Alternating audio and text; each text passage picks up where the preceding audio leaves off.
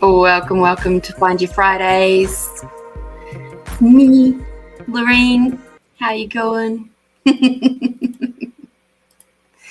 It is finally the last Friday in August, and we have a different setting today. Let me just jump back over onto Facebook land and just pin that one. Yay. Okay. And now that's all done and dusted. Woohoo! Whoop whoop. All right. I hope you're doing really, really well. We have a beautiful setting today. We have possibly a cat floating around. He may or may not make an appearance. He's not very happy because he's stuck inside. They have curfew here. So he's like, I want to get outside. So if you hear funny little pitter-patters rolling around, that's Gary. He's a beautiful big cat, and we've had lots of snuggles already today, so it's lovely. I feel very lucky to be able to house sit for him. So, how are you all?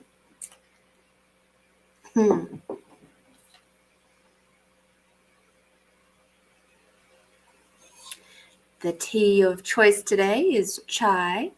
No, it's the Narada chai that you gave me, Melinda. So thank you.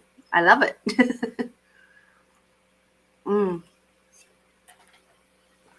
It's good stuff.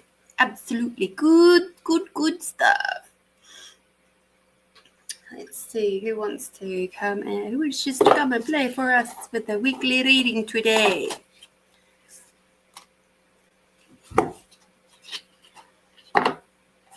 We didn't need that.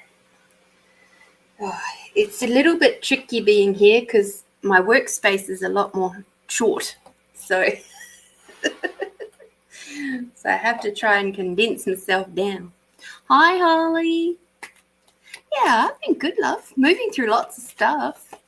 Lots of internal shifting of old shit. It's been great. Hi, Tamara. Hello, glorious, gorgeous goddess.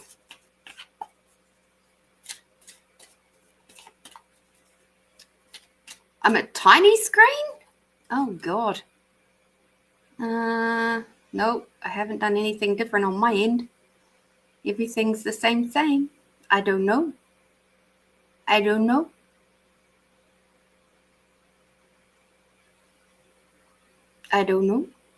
Maybe someone in the chat can help you out on that one, Melinda. I have no idea. And I don't watch myself on my phone. Otherwise I get terrible feedback.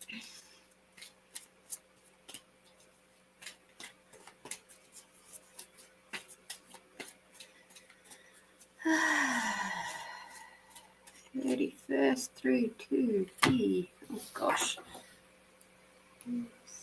So that would be 1, 2, 3, 4, 5. Oh, how interesting. Tamara says she has the same problem. Won't let me expand to big screen either.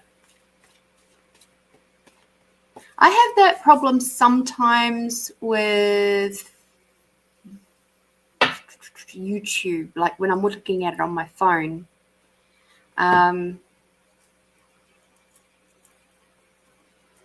That's so weird. Bring up my Facebook again and see if I can see what you guys are seeing. I did notice something weird today, though. Like it was, oh, hang on a second. We might see a little bit of feedback. So just bear with me. There we go. I can see it big. I can.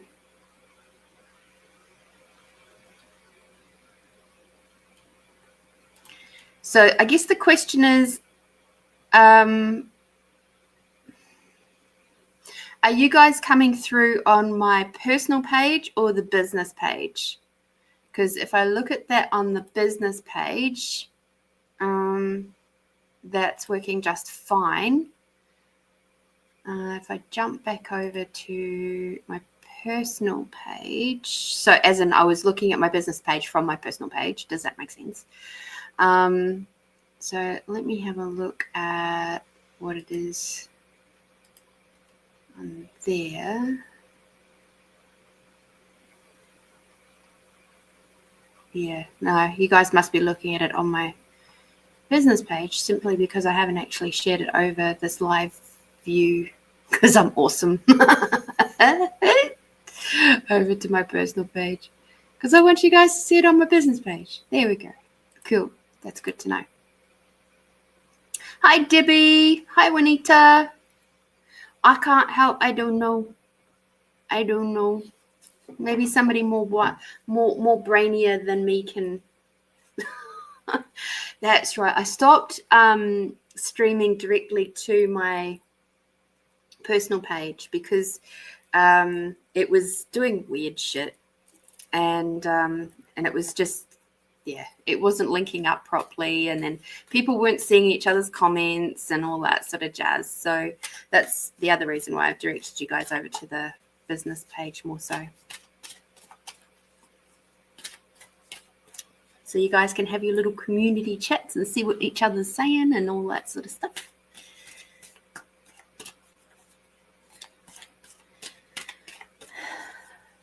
Who can even believe it? We're coming into September.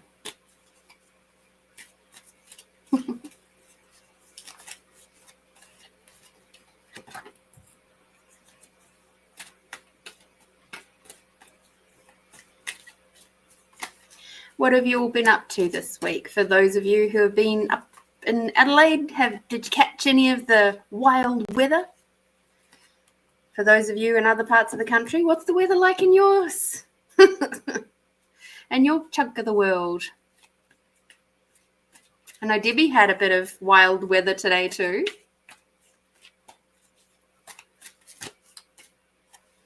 I certainly got woken up with a bit of banging and crashing and wind and rain and all of that sort of thing, and that was me being out north.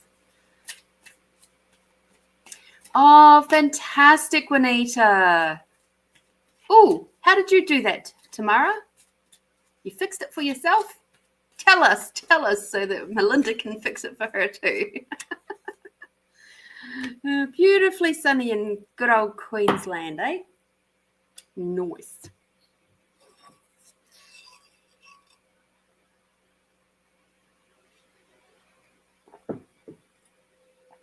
Now, the question I have to ask is, Juanita, is it the River Murray or is it the Murray River? I've heard a debate about that recently, and I can't remember which way it is. Because I was just like, I've heard it called both. Opened it on a new tab and then used the expand arrows and it worked. Oh, cool. Yeah, that's all I do. I just expand it out.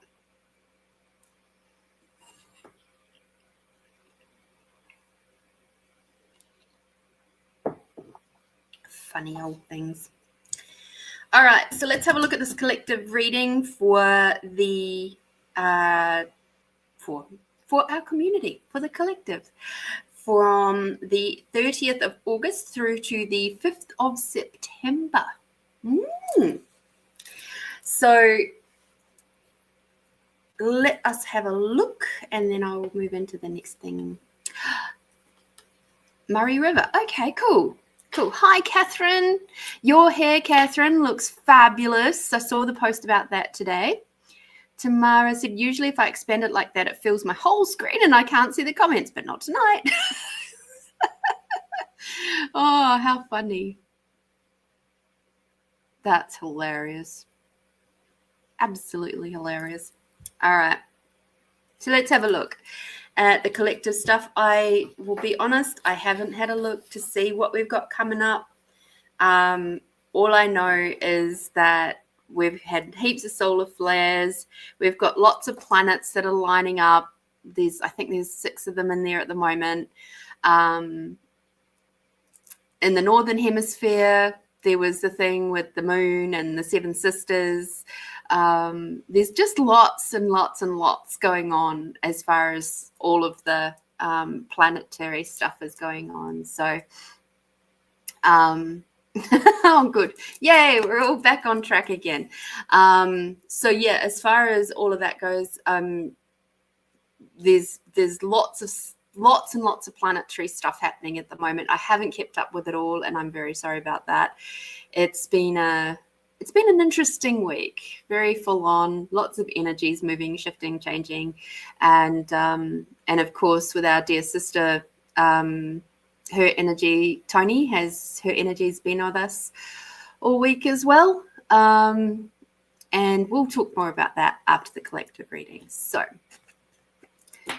clear your space is our first card. Oh, this lighting is so different from what I'm used to, so I'm sorry. Clear your space. There we go. And it says, get rid of clutter, clear the energy around you, and use feng shui. So with all of the energies, the planets, the stuff, it's really asking us to dive down deep and get rid of the shit that's in your childhood system that is no longer relevant. And even for those of us who are, in our late 30s and beyond, the stuff that cropped up in your teens and 20s, all of that stuff, all the things that created the pains and pathways, the trauma bonds, the all the things, we're being asked to release all of that at the moment. And that's more so what this is about. And the interesting thing is, as we clear away the emotional clutter, what happens is we start removing the clutter from our body. And the clutter from the body can mean releasing of weight. It can mean the releasing of illnesses and diseases and skin conditions. It can be the releasing of poor eyesight. It can be the releasing of all sorts of things.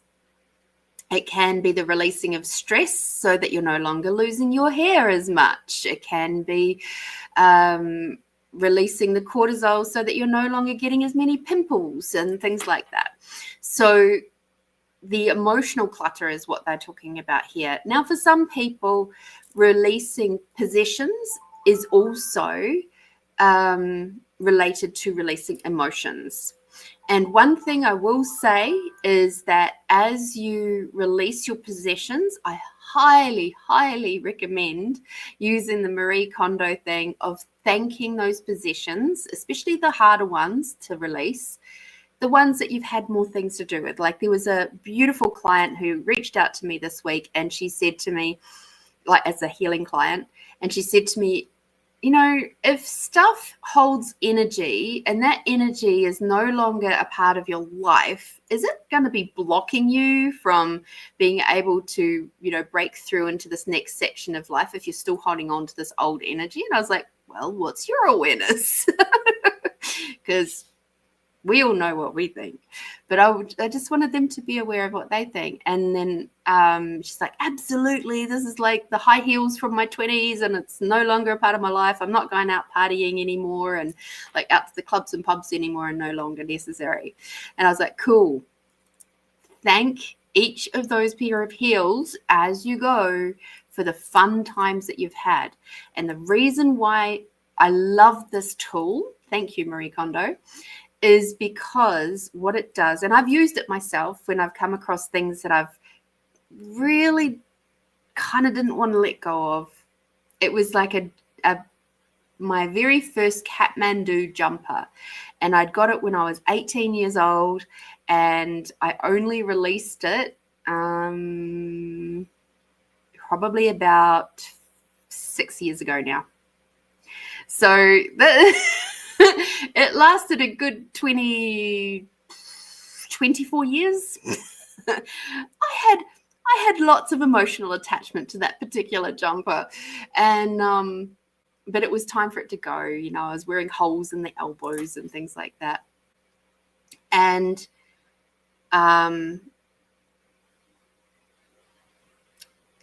And I would just say thank you to each of those things, and say how grateful you are for them being in your life for that period of time and for having so much fun. And it'll make the process of letting those things go so much easier. Whether you're gifting it forward to someone else, like by using, say, the Buy Nothing groups or anything like that, or if it's so far gone that it just needs to go into the rubbish bin, like still say thank you. And that way you won't be hit with that twang of grief as much and try to replace it, especially if you're trying to lighten your load for possessions. It's really important to lessen the grief and honor the feeling of gratitude for those things. So there we go. Clearing your space. Patience is our next card. Your dreams are blooming more rapidly than you realize. Still, they require nurturing and patience. Much like the seeds in the garden, we just have to wait and see if they'll pop up. And they will not pop up if we keep digging them up to see how much they've grown. We just have to wait and trust and have faith. And as long as we've done all of our groundwork right, things should come through pretty good, right? So I just like to say, please be patient this week. If there's a lot of stuff coming up emotionally for you, be patient with yourself and be gentle, kind, and nurturing as well. Because so often we try to rush through the processing of emotions. I will say that I've been using the 90-second technique. So even at work, I had some stuff popping up yesterday for me. And I was in the middle of cleaning someone's shower, and I just hand on my heart and just sat with the emotion for like 60 seconds, just counted, 90 seconds. I just counted to 90 as I was cleaning this bloody shower. Hello over on YouTube. Lovely to see you there. And I just sat with that feeling for 90 seconds and allowed it to complete. And it was so interesting because every time I get to about 60 seconds, it'd be like, oh, I've got to get going. I've got to get moving again. And then it was like, no, just keep going to the 90. You've got it to 60. You can do 90. And as soon as I got to 90, it was just like magic. Something in my brain clicked, something in my body clicked, and all of a sudden it was like a big deep breath. And I was like, and then my shoulders relaxed, and then I carried on.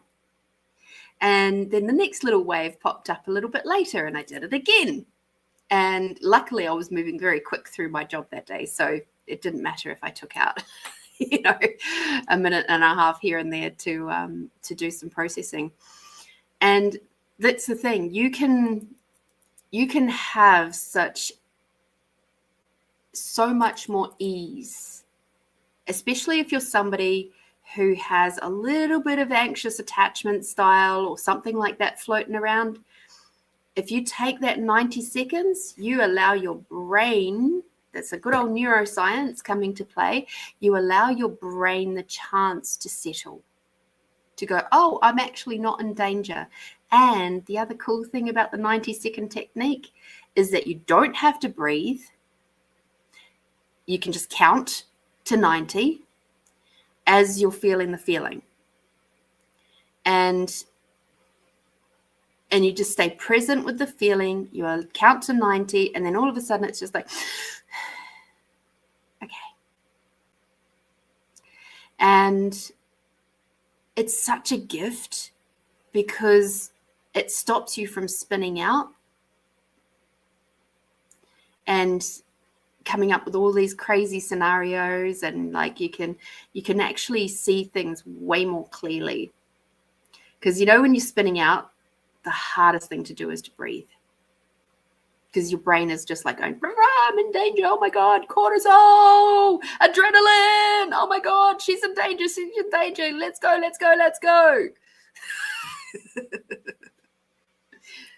Do the 90 seconds, be present, even with the let's go. Be with it.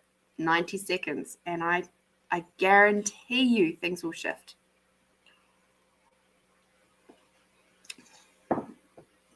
Dear sir over on YouTube, you have a good day too. Prosperity. We haven't had this card for a little while.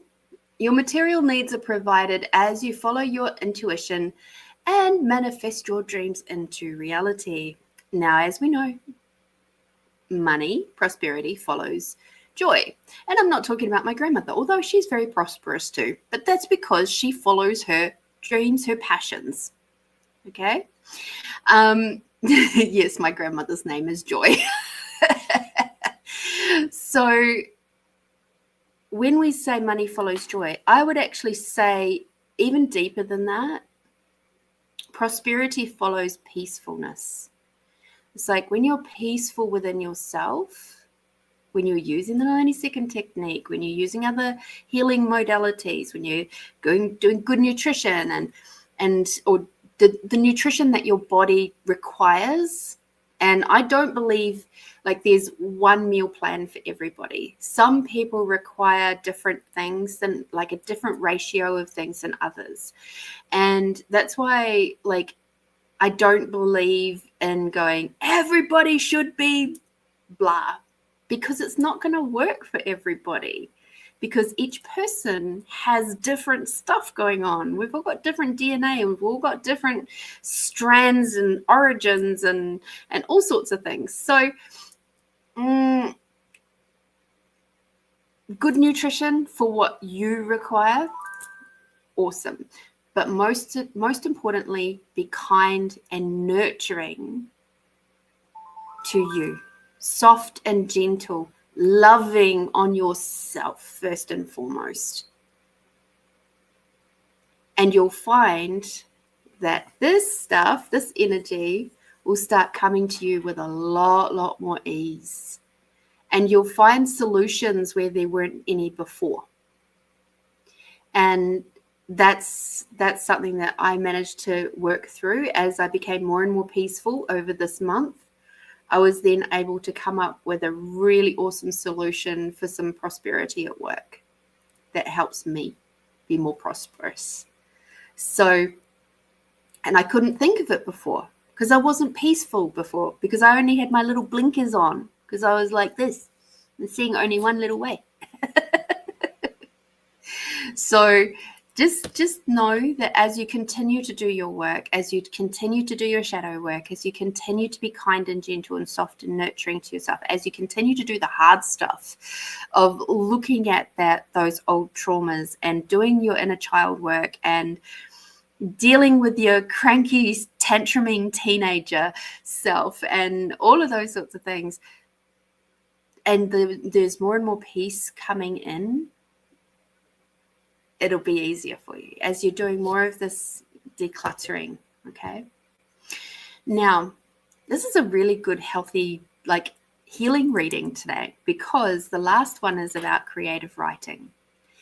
And I can honestly tell you that when you start doing things like the healing journey, if you document that stuff down, not for anybody else to read necessarily, but it really, really helps. And what I've come to know is that when stuff bubbles up, like, oh, I've got a question about why do I keep choosing that or doing that or whatever, when you write it down and then put it to the side and leave it for a minute, leave it for a day.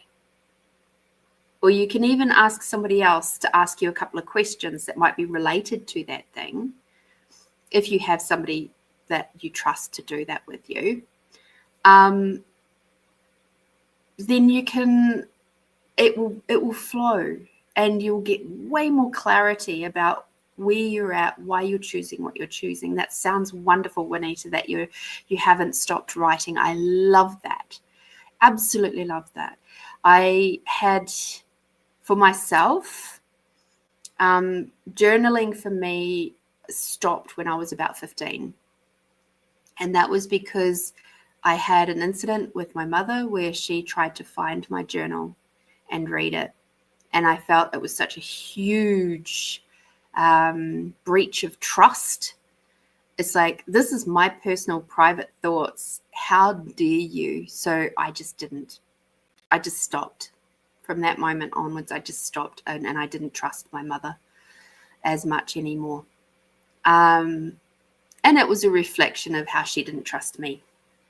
So, I mean, I was 15. And that, again, was about how she didn't trust herself. Nice little ucky spiral in there. So, fun times. But now I'm doing my own healing journal. It really is helping me to gain a lot of clarity, along with, going off to therapy and stuff like that. Like I call her my mentor because I see her once a month, and she's amazing. And it is very much more like a mentoring session in a lot of ways. But she gives me things to think about, questions to ask. And, we can't always do everything on our own, So let us have a look at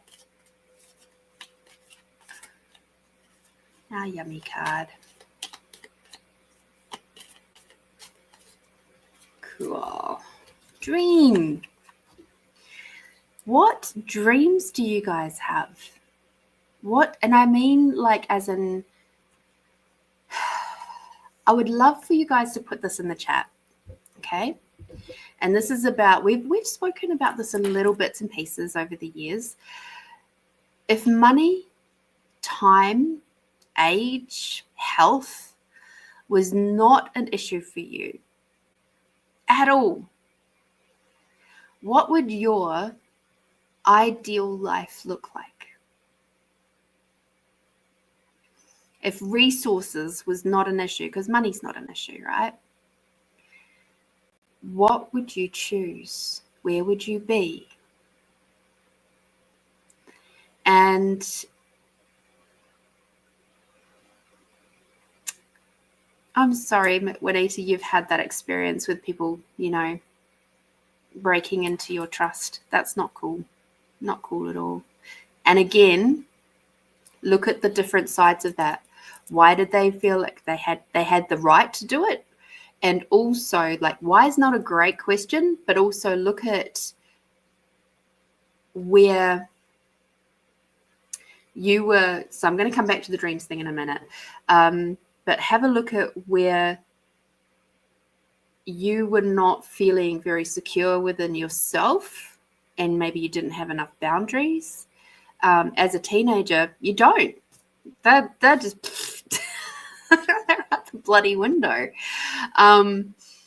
Especially if you've been raised in a way that makes you feel like you have to please your parents, and that you have to earn the right to be in their home and all of that sort of stuff. Like, there's a lot of trauma bonding stuff in there. So yeah, your boundaries are absolutely shot. But have a look at, even with that scenario, where were their boundaries shot? Because if they had respect and boundaries, they wouldn't have done that in the first place, right? There would have been healthy conversation instead. There would have been way, way, way before the journals got looked at, there would have been a destruction of trust before then, where you didn't feel safe with them, and also they didn't feel safe within themselves to be able to, or secure enough, I should say, to support you in a healthy way. And it's not about the blame game. It's not about shaming anyone. It's more about getting information and enlightenment so that then you can go, I now can identify where that's come from. And now I can heal that within myself. I can heal that with my teenage self or my young self. And now that doesn't have to keep rolling into my adult life, my current life, making it really hard for me to trust other people, to love other people, to love myself, to trust my own intuition, and all of that sort of stuff. So, yeah. All right, back to the dreams thing. So, if money wasn't an issue, health wasn't an issue, time wasn't an issue, age wasn't an issue, resources wasn't an issue, what would you choose? How would you choose to live? And as you're thinking about that and then writing it down in the chat, how sustainable is that? And I'm going to ask from a sustainable point of view. Some people go, oh, I'd just love to be lounging on the beach, drinking margaritas. And I'm sorry, that's not my dream, because I would get bored very, very, very quickly. Like, that does not sound like fun to me. Maybe for a short time, but that's not my jam. So while you guys are thinking about that and then putting it in the chat, my dream life, if I didn't have to deal with any of the stuff, would be I'd have this lovely big property, several acres, and on this property I would have all sorts of different buildings set up.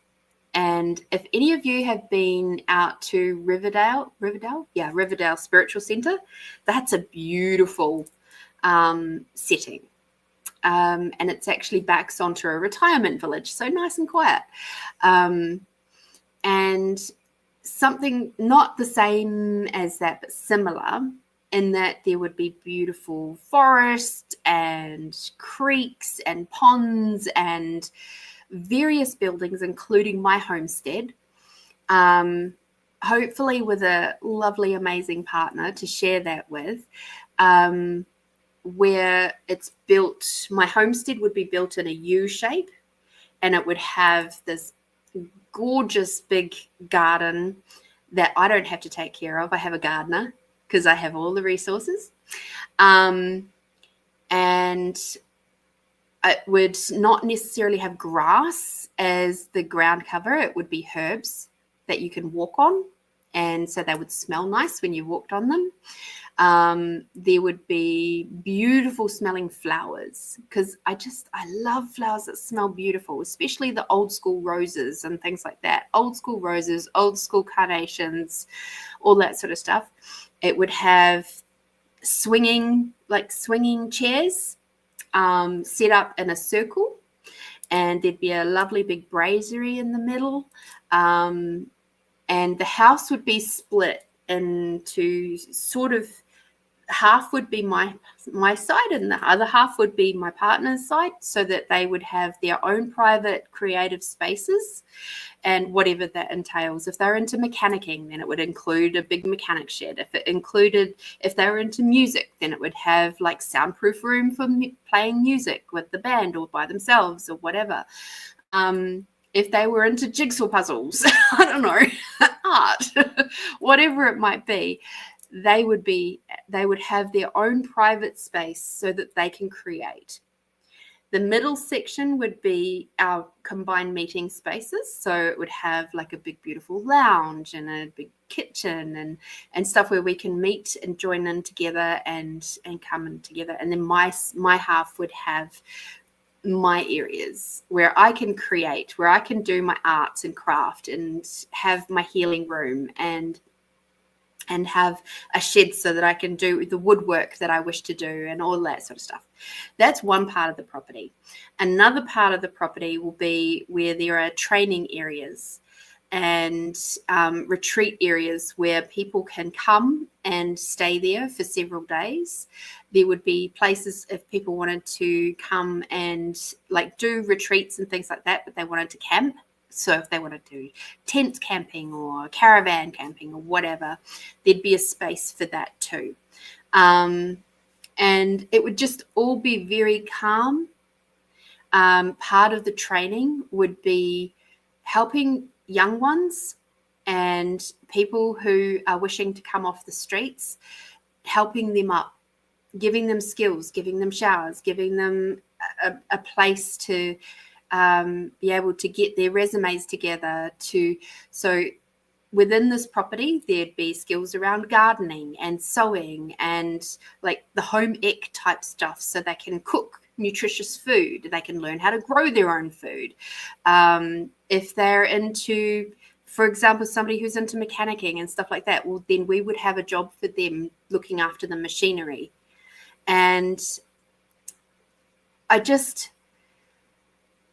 that would be my ideal life. Additional to that, I wouldn't have to be there all the time to run it. I would be able to go and see my friends around the world whenever I desire and whenever it works for everybody. Because a lot of people, they run these places and they get so stuck into running it that they have no time for themselves. And that's not my ideal life either. It's like my ideal life also includes being able to take myself away on retreats so that I can nurture and nourish myself. So if I desired that I wish to go and go to the hot pools in New Zealand because I miss them, then bye, see ya. If I wish to travel to Canada to see my friend in Canada, that's where I'd be going. So let me have a look and see what your guys' dreams are. Melinda, a single level house, no walls attached to anyone else's, with a nice sized garden around it. It would be wonderful not to have to be on a tight budget each week, to be able to do things, travel a little bit, and be able to catch up with friends easier. Yep, definitely. And she also said that I was describing a very similar house and lifestyle. Yep. Juanita said a coffee shop where we can utilize my healing abilities. Oh, I like that. Yeah, you can come be part of my group. We can have a cafe. I didn't include a cafe in my design, but we can put one in there because I love good coffee. And obviously within the rooms, there'd be practitioner rooms too, healing and stuff. Yeah, cool. Most awesome. So with those sorts of dreams, keep them in your mind as well and have patience with them, because you just never know where they'll come forward. So like my therapy sessions are out at the Riverdale Spiritual Centre. That's how I know about it. And it's in Gawler. And it's gorgeous. I love going out there. It's a pain in the ass to find the first time, but it's absolutely lovely. And I was just like, oh, you know, and at some point that place was somebody's dream. And I'm just like, if it's their dream, it's not so hard to imagine that it could be my dream. And, you know, you could work on having grants and things like that. I saw some amazing stuff a few years ago around community gardens and how, like, it's all not for profit. And they get the kids off of the streets, like the gang kids and stuff like that, because it was in America. And they'd get them in and teach them how to garden. And they would be taught how to sharpen tools and tool maintenance and all that sort of how things grow and how to make things like good soil and all of that sort of stuff, how to build stuff, because a lot of them had raised garden beds. So they had to build the garden beds from scratch. And I'm just like, oh, this is great, you know? And when the buildings around them needed repairs, well, then the kids got to learn how to build houses too. And I think that's amazing. I think it's so cool. Tamara, I like the way you described that. Sounds like my vision. I would be living in a spacious, light-filled, tranquil home with a housekeeper, personal chef, gardener, and a personal trainer. I would be traveling the world with my divine partner, holding both men and women's workshops, retreats, seminars, helping them create divine relationships with themselves and each other. Oh, that sounds great. Absolutely great, Tamara. Yeah, fantastic. And Catherine also likes the Riverdale. So yeah, super, super cool. Now, I know I've got some readings coming through, but now that we've got the majority of the crew here, I'm just going to pause the banner for a moment. So, as many of you know, our beautiful sister here in Find You Fridays crew, Tony Coppins, she passed away Friday morning last week. And that's why I'm wearing this bracelet. I'll probably take it off in a minute because the jingle jangles are annoying me. But this beautiful bracelet she actually made for me, and I picked it up, and it's got little angels and stuff on it. When I went and saw her last year, in October last year, and fun fact, my rose quartz, where are you? Difficult to see.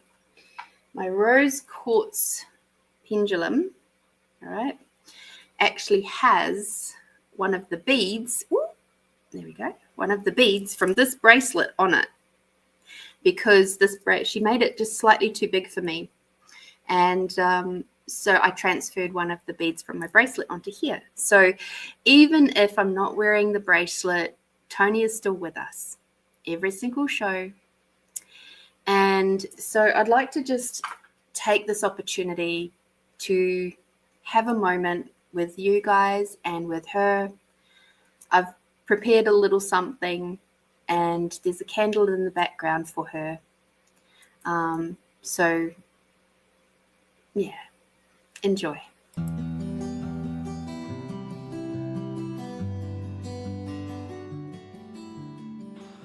Dearest Tony, thank you for every gift of a moment that you blessed us with as part of the Find You Fridays community. Your love shone through every word, every smile, every hello, and every goodbye. We will forever fondly remember your contribution, your willingness to stay up so late to be with us and to enjoy a sweet moment of Find You Fridays together. Thank you for blessing us with your presence. Thank you for always being there with us. So much love and peace. As you move off now, thank you, thank you, thank you. Breathe easy, fly free, and enjoy soaring high and giving each of us a happy little snuggle as you pass through. I love you, Tony, and thank you, and we will miss you.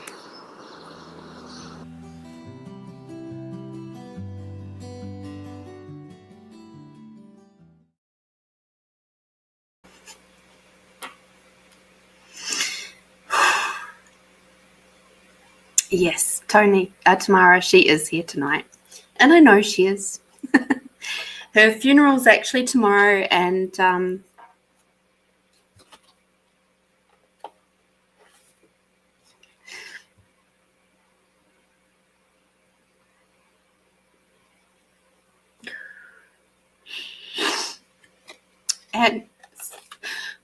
sadly there's no screening.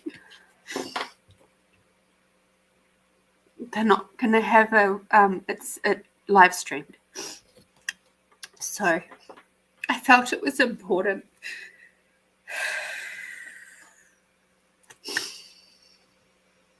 I felt it was important for us to have that moment of acknowledgement for us as a community, to be able to sit with her and have her sit with us, because she was beautiful. And she was just fighting every single day right to the end for some peace.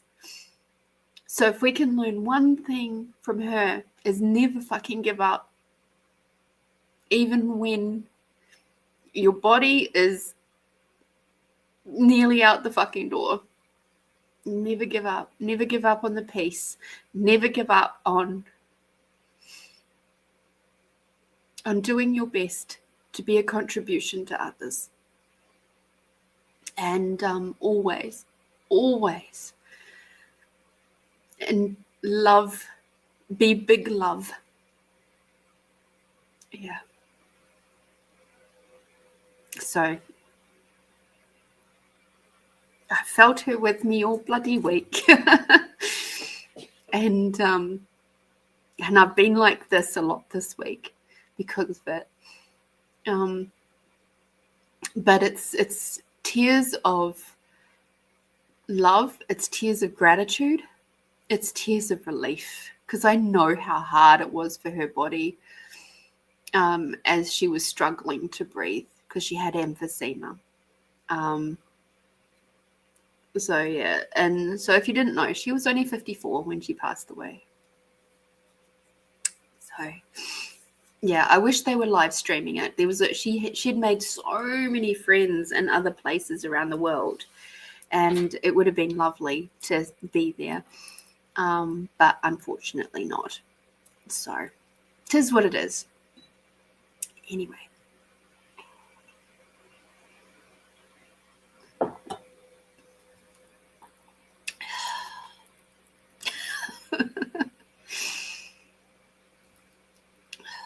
I can almost hear her now going, "Oh, stop crying."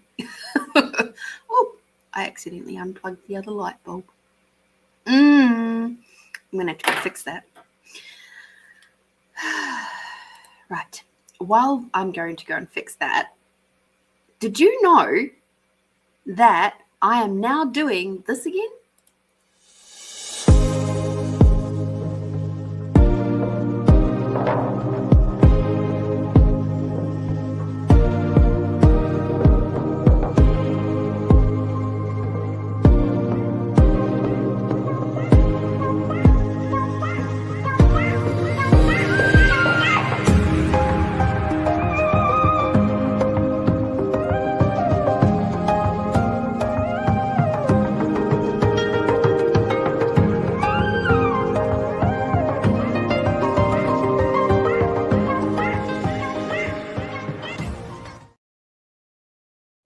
Yes, my in-person healings have finally come back. We've had a long hiatus. I don't think I've ever had that long a hiatus since I started doing in-person healings. But yeah, I stopped doing them when I moved from Mount Barker, so in February. So what are we, 6 months? No in-person healings. But we're ready for it now. So woohoo! And I'm looking forward to it. So all of the background nitty-gritty stuff has all been fixed. And because my property isn't particularly easy to find. So and I'm glad of it because I've only got one neighbor.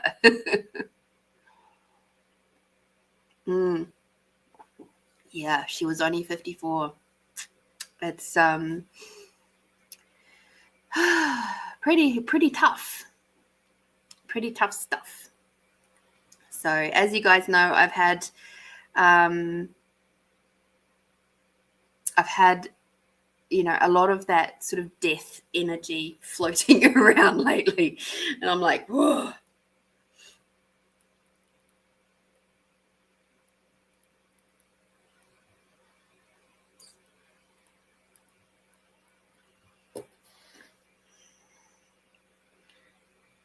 Okie dokie.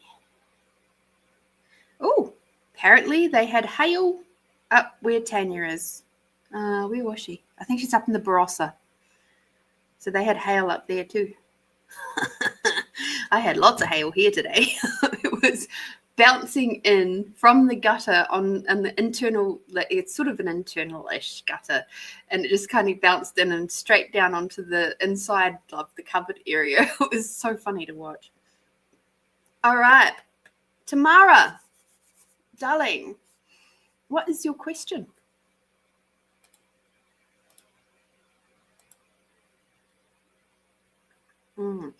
My nose is itchy now. Gotta love it.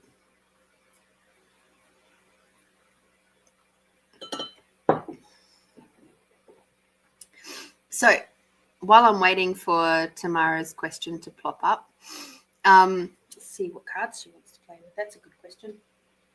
So I'm not working with all of my decks today. Cool.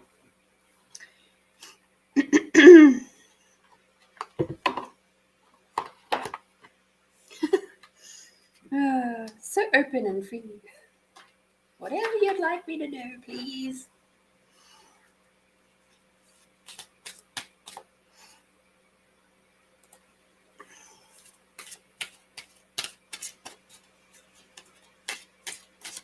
Yeah, I know one of Tony's greatest wishes was to just get out into the garden and just be in the garden. She would have loved to have been done that like every day. If she could have, she really would have loved that.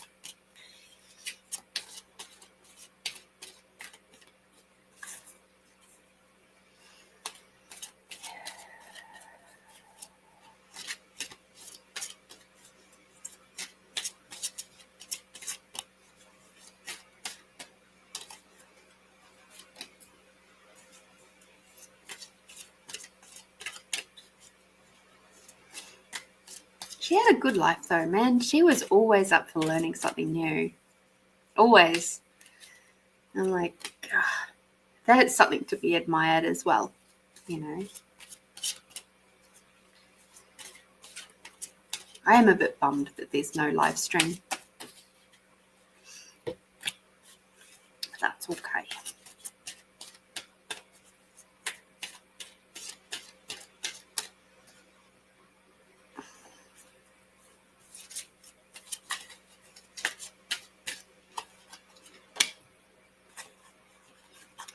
Tamara, your team has chosen the mystical healing cards today. Something really exciting happened the other day. Now I can tell you guys, because you guys are pretty damn special. So I'm going to backtrack just a few years I was doing a course. This card? Yep, cool. I was doing a course, and this was around entities and otherworldly things. And during that course, I became aware that I have fairy blood. And it was showing up in how I felt the light and heavy technique. So with the light and heavy tool, like a part of you will, when something is going to create more, it will feel light. If it's true for you, it'll feel light. If it's not true for you, it'll feel heavy. So that's the light and heavy tool. It's from Access Consciousness. And one of the first places I ever felt the light tool was up here, just above the tip of my ear. But I would feel it, and my ears would actually move up. Like I can't do it. But when the light and heavy tool comes out, I didn't realize until I was standing in front of the mirror and I was asking myself questions. So truth, what if I chose this? Truth, what if I chose that? And all of a sudden I saw my ears move and I went, what the fuck? That was before I realized I had fairy blood. There we go, a couple of years more, and I'm doing this healing session. And as all of you who are healers and amongst this group, I I was doing this healing session on a guy, and when you're doing a healing session, it's not about you whatsoever. All the sensations, all the feelings, all the things are the person that's with you at that point in time. And because as a kinesthetic healer, that's how I like get a blueprint, and people go, oh, does that mean you hold on to that energy? No, it's a blueprint. So it's like, you give me the blueprint of your house, I look at it, I understand it, and I give it back. Or I release it, I burn it, whatever. I don't hold on to it in my body. So for those of you who worry about me doing healing sessions, anyway, so I was there and I was doing this healing session. It was a very potent, powerful healing session with this guy. And next thing you know, I'm feeling really itchy between my shoulder blades, sort of on my shoulder blades between them. And I was like, the hell? And I was like, truth, is this my clients? And my body was like, nope. And I went, what? This doesn't make sense to me. And I'm just going to put that down for a second. And next thing you know, because I was like, well, what the hell is this then? And because I have to focus on my person. And next thing you know, my big, beautiful opalescent wings just branch out. And I'm like, what the actual? Like, they are bigger than my hand span. They're massive. And I was just like, and like my client's completely flaked out on my massage table, right? And I'm like going, all right, why? And it felt right. I was just like, hey, that's really fucking cool. Anyway, so what I did was I started playing with them, and I started seeing what they could do. And next thing you know, they're reaching around, particularly the top part, the top wings, they're reaching around, and they're starting to give the client chakra attunement. And as the very tips of the wings come near the chakra points, I could hear the tone of those chakra points, and I could hear when it was off. And they would stay there, and they would work with the chakra point until it was in tune again. And I was just like, whoa. And I didn't tell anybody for days that this had happened. I certainly didn't say anything to the client. So when I do certain sessions now, they still come out, they still contribute. They're not there all the time, but they are there sometimes. And it's been fun to find other fairy people. And last week, as I was doing a healing session on a friend, their wings came out, and it was a male this time. First time I've seen a male with fairy blood. And my fairy blood is more Irish. His is definitely Scottish. And I'm just like, whoa. And because of certain things that have gone on in their life, which I won't divulge here, their wings were very, very torn up. And like they were just shredded. And between me, what I was doing already, my wings, which came out to help, his being, and his own body's allowance of all of that, we got them all beautiful, clean and clear and healthy and all that. And it was so funny because I haven't told them about this. I don't get a sense that I can tell them about it because it's a bit fucking weird. But it was a real privilege to be able to help them heal. And as I realized, and we went through the healings with them, I realized why they've spent basically all of their life trying to either go fast or be high up or jump off stuff or, do paragliding and skiing and, motorbike and jumping around off the speed skating and all sorts of things.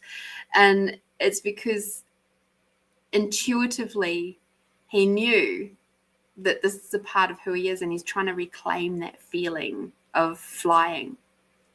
And I'm just like, oh, that's so funny. So funny. But it's cool. It's cool, you know, and who knows, maybe with that particular healing session and what that's created and released, perhaps they'll find a little bit more peace and ease in their life too. So how's that for a bit of a weird and wacky story for you? Very magic. Fun. All right, back to tomorrow. Ooh. Oh, interesting, Tamara.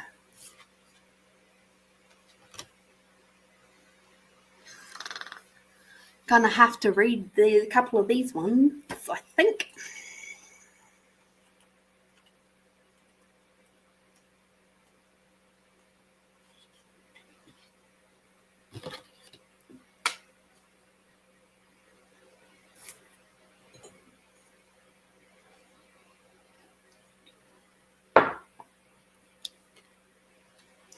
All right.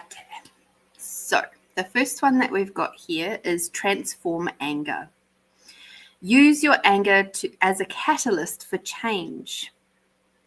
In the past, anger has given you the right to blame other people for your limitations. It's time for you to face your anger and allow it to energize you instead of draining you. If there are things that are not working in your life, take responsibility and steps to change them. You can no longer use anger to give you a false sense of pride and justify criticizing, putting down, or resenting others. This is your opportunity to redeem yourself. Apologize for your behavior and become kinder towards yourself and others. If you are angry about a specific situation in society, transform your anger into passion and create positive change. So, anger is a massively wonderful motivator. It gets things done fast. And anger actually sits in the sympathetic vagal system. And it's part of the fight and flight. There's a lot to anger.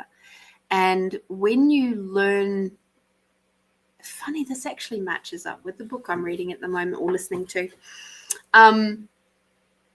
Fantasy, but a big part of it is around this element of anger and pain, resentment,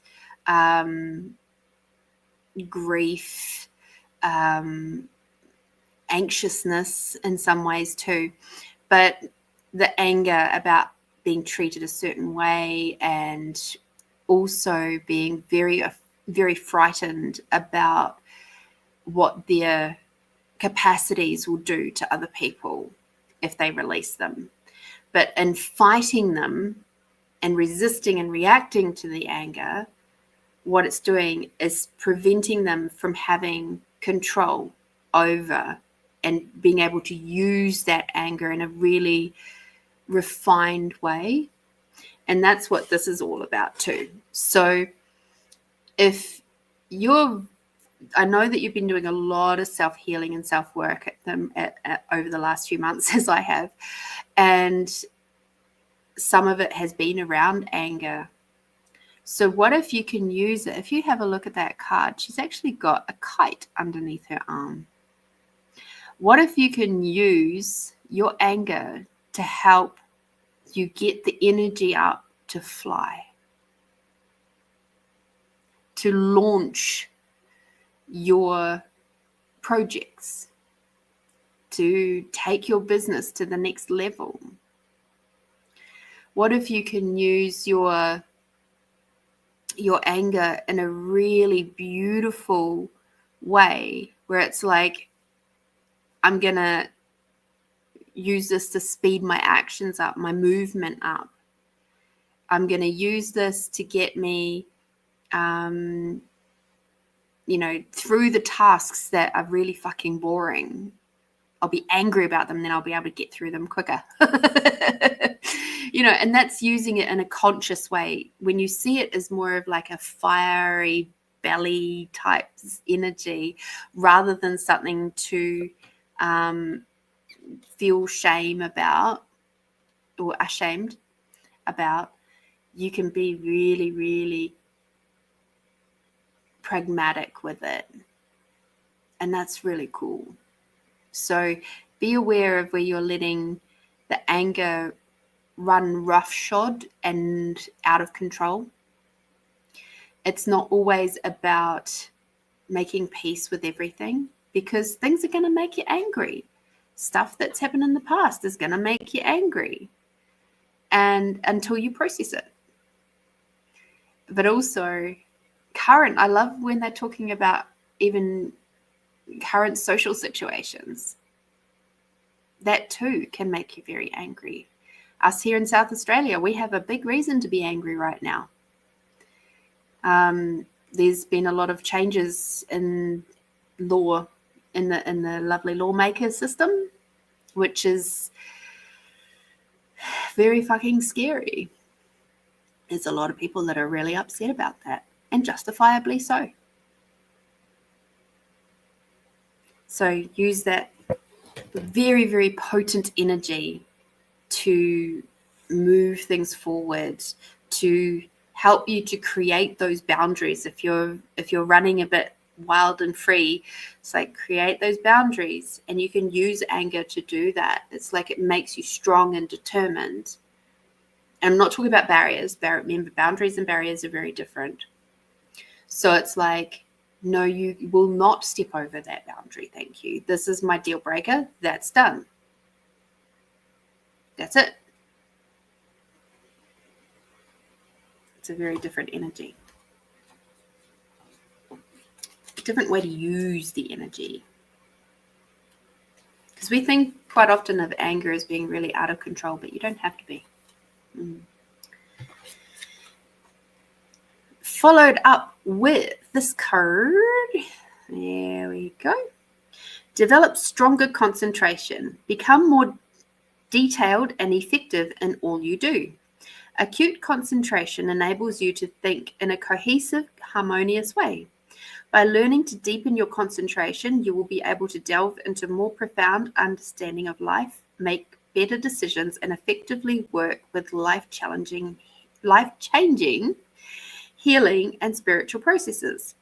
As your attention is dispersed on the outside world, you are not refining your inner self. Correct concentration removes nervousness, fear, and helps you to focus on your attention on what enriches and enlivens you. Improving your ability to concentrate also awakens your imagining and ability to visualize. It's a powerful step to developing your intuition. The more you concentrate, the more you start to identify the small details that make all the difference in every area of your life. Excellent concentration also allows you to become extraordinary in any field of study and to dramatically improve your memory. How fascinating. So what I was getting with this one, hi Ryder, thank you for tuning in. What I've found with this one is some people cannot concentrate in dead silence. They just can't. Especially if you're neurodivergent, having some kind of background noise is really helpful. And I think the part of the issue is sometimes you have to find the correct background noise for you. Whether it is, like if I have a lot of concentrating to do, then if I've got music on that has no words, like instrumental music, that's helpful. But I can't have it really loud. I've got to have it quiet. But then there's other times where I can be like, I'm remembering when I was doing architectural drafting and drawing up plans for people's houses, and it was really, really late at night and I really had to get through it. And the best thing that I listened to was like the Matrix 2 soundtrack, which has got like quite heavy, I can't even, alternative type music. And yes, it's got voices and stuff like that, but I wasn't having to necessarily think about what I was writing. It was just drawing. I was doing lines and things like that, lines and numbers. So concentration. Also, don't make yourself wrong for being a binge worker. I'm a binge worker, and I've learned to harness that. So I know I can go fucking hell for leather for a couple of hours, and then I'll go and I'll get bored. I'll pick up my phone. I'll start scrolling. I'll distract myself, right? And that's a really good sign for me to get up, go get a drink of water, find something quick to do, put the dishes away, for example. Then I can come back and do another burst. So if you're a binge worker like me, don't make that wrong. Work with it. Don't fight against it. Because the longer you sit there scrolling, right? And then as you're scrolling, next thing you know, an hour's gone, whereas it would have taken maybe 5 minutes to go and put the dishes away. There's the difference of 50, 55 minutes worth of work that you could have been binging on.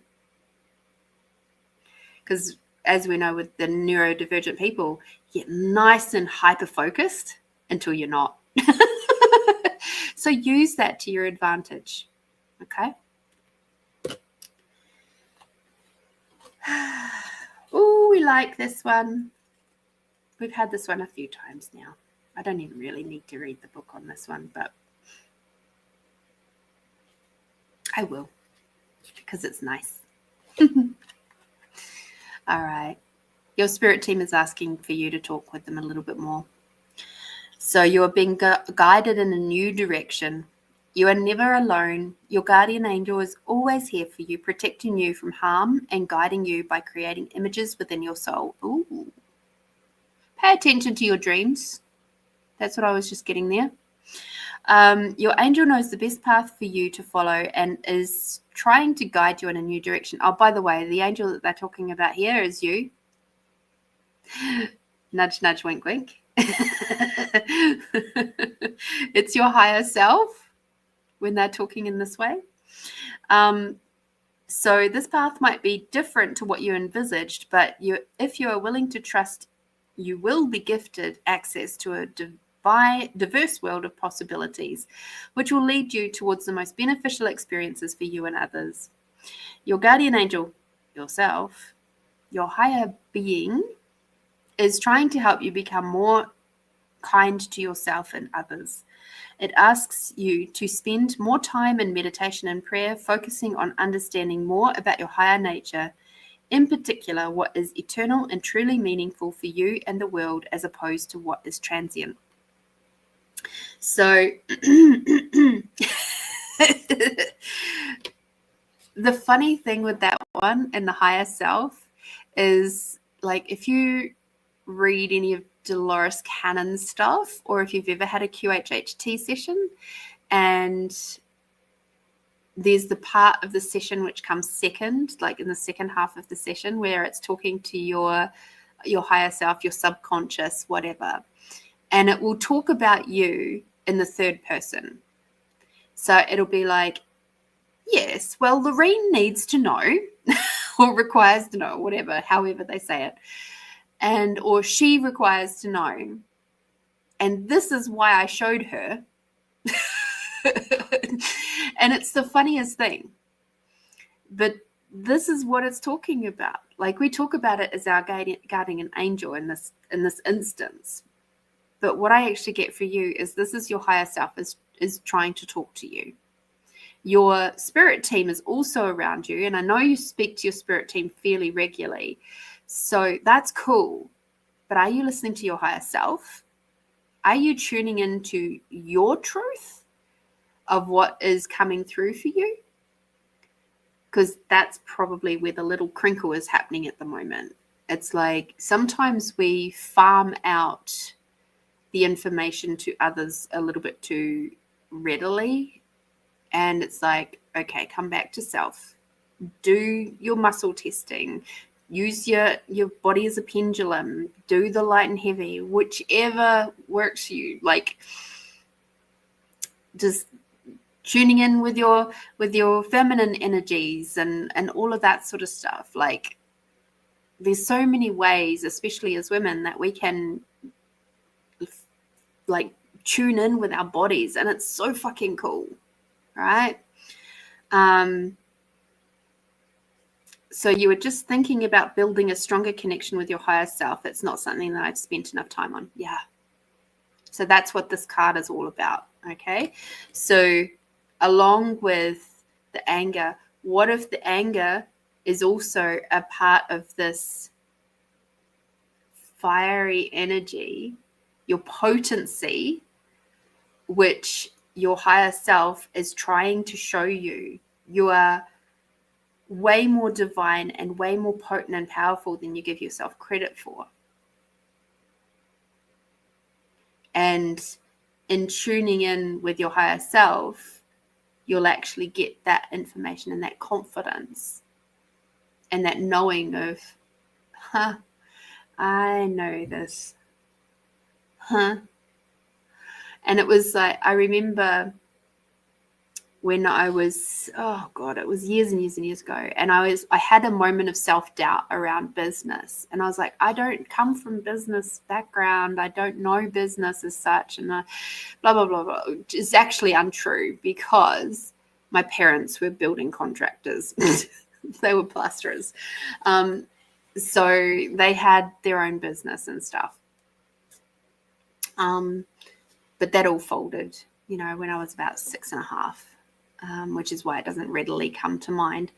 But what I actually did was I tuned in and I asked myself, where has there been another lifetime where I have been a successful business owner? Show me. And then I think I may have even done Dr. Brian Wiss's regression. And I asked to see the lifetime where I was a successful business owner. I didn't want to know about the ones where I hadn't succeeded because I knew that trauma was adding to my things of like, I can't be this. So yes, your higher self.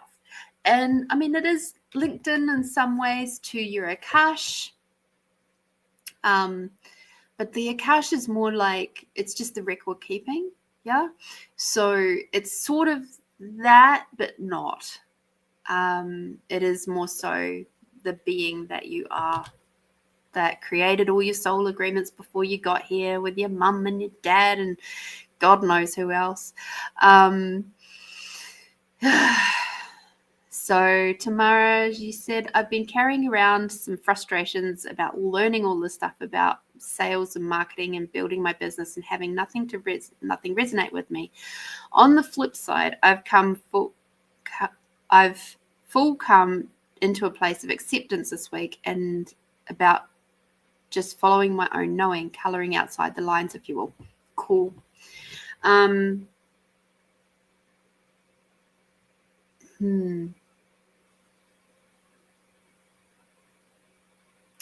Reach out to me sometime tomorrow.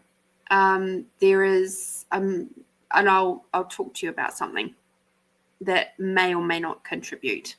Okay. All right. Now, this last card, I was like, ooh, I don't know that we've seen this card before. But I just wish to acknowledge where you're at with, where you're like, okay, I'm just gonna do this thing and follow my intuition. That's fucking awesome. And this next card will make a lot more sense now. because you're having some little ego deaths right now. And that's fun. So what we've got here is contemplate death and beyond. To live fully, you require to understand death. Every moment of every day, there are aspects of you that are dying and transforming. This card offers an opportunity to consciously reflect on the process of death. Have you ever taken the time to truly contemplate what happens when you die? What aspects of your soul continue with you and what aspects stay behind and dissolve? Until you ask powerful questions about life after death, it's almost impossible to know what you need to work on and thus how to live consciously. Through understanding death, we learn the secret of life. You're about to go through a major cleansing process where many of your materialistic ambitions will start to fall away, while your spiritual aspirations will become aroused. Through this process, your fears of death have the possibility to transform into awe of the higher worlds. You are also being asked to start looking at any of your destructive habits and behaviors and make positive changes to your health and inner well-being. Ignoring this message could have serious consequences. I hate it when they say that sort of shit. If you have had close family members or friends who have passed over, it's important that you send them loving thoughts and feelings. So,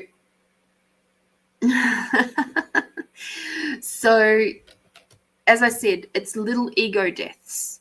When we get stuck on thinking we have to do certain things a certain way. I had a really big conversation with somebody recently about this, around the fact that business has been run by men for such a long time, and the male energy has a really specific way of flowing.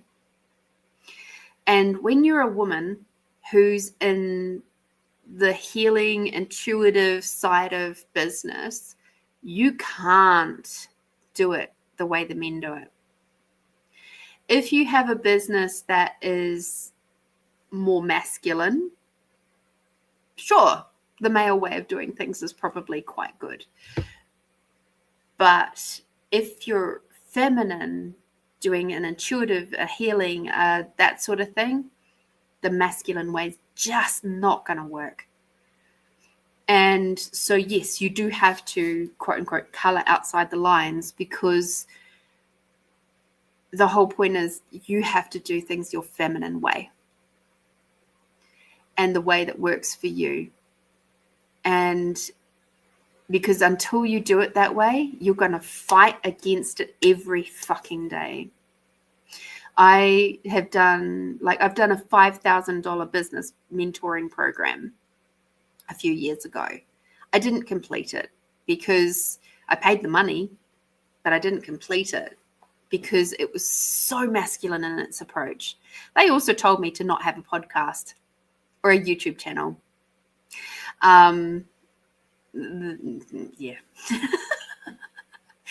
And I've since had three YouTube channels.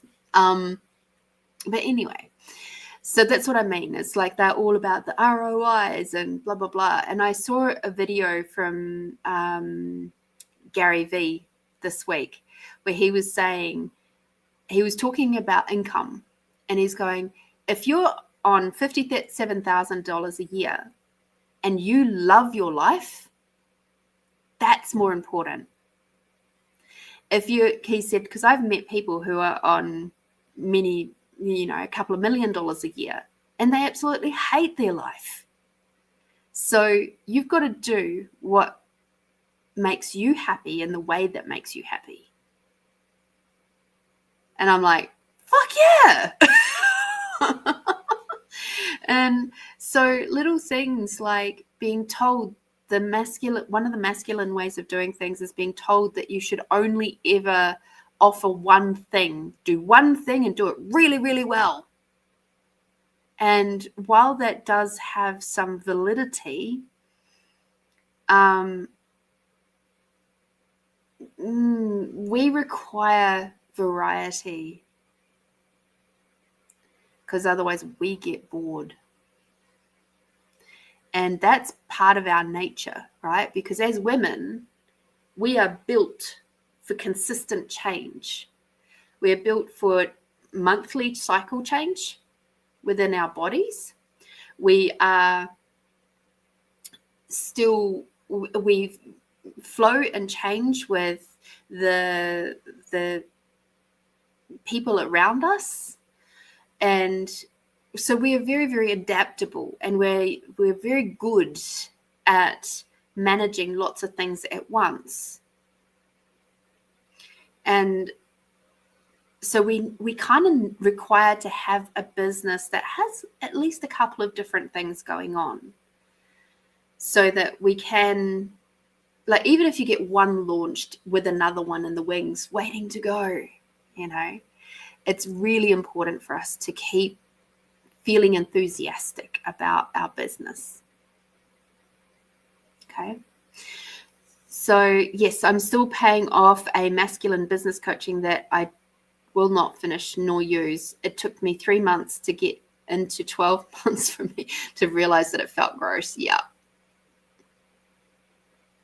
And Melinda said, well, that explains why I get bored after a few months in an office job. Absolutely. So one job I had back in New Zealand, I was part of a startup company, building supplies company, very small. I was the administration manager, and I had been there 2.5 years. And at 2.5 years, I was bored. Now, to give you some idea, they had to replace me with 4 different people. And I was bored, because I knew exactly what was happening on whatever day of the week. There'd be little things that would pop up. But yeah, they had to replace me with 4 people. No wonder my boss cried when I handed in my resignation. But yeah, it's a big part of it, because we require things to be different, like especially when you're slightly neurodivergent, but more so being a woman. It's damn near impossible to be in a same old, same thing, different day type job. It's like, it'll just make you feel sad. It'll make you feel depressed. It'll make you feel unhappy. You'll get cranky with those around you because you're not happy. Then you start bringing in bad habits, eating shitty food, because now you're trying to create problems to keep your brain entertained. That's awesome, eh? Because we're really clever. Oh dear. And your yummy card is support. So support in this sense is actually you talking to your higher self. Okay. And I think you have the Dr. Brian Weiss thing, the meditations from Many Lives, Many Masters. Perhaps you require to do a little bit of work with them, and ask to speak to your higher self. When there's the one that has the angel, and they're showing you the big picture screen, don't be surprised if that angel is actually your higher self. Because they do cool stuff like that for us. Thank you, Tamara, for your beautiful, kind donation. I'm so super grateful for you. Thank you for being here with us. Oh, wow. I'm lucky I have it on CD. Yes, I still have it. And this laptop still plays CDs. So that's how I listen to it.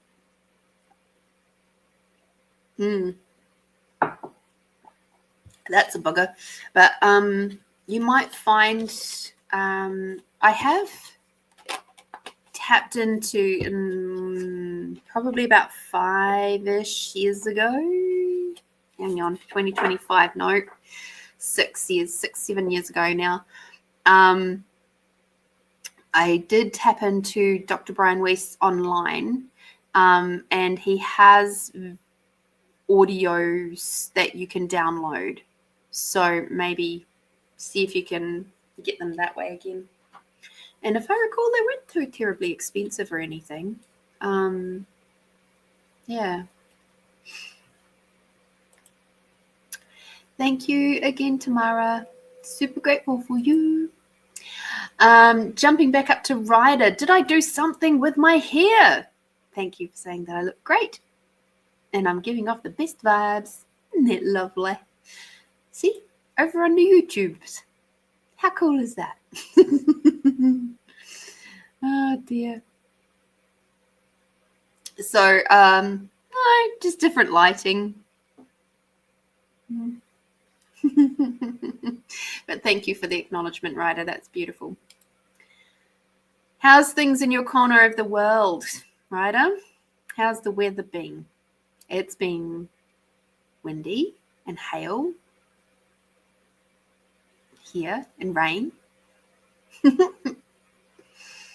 I'm up in Harndorf at the moment, house sitting. So it's why things look a little different today.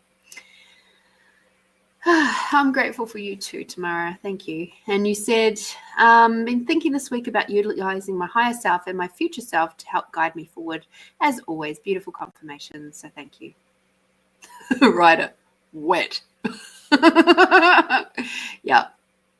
Yeah, I woke up to some very, very stormy, because I was back home this morning up north, and out the whole house was like shaking. The windows were shaking with the wind and the rain, and I was just like, oh. So I've actually sort of been awake since about 2:30 this morning. Isn't that great? Managed to get a little bit of dozing between 2:30 and 6:30, and then by 6:30 I was just like, nah, that's it, I'm up. I'm done.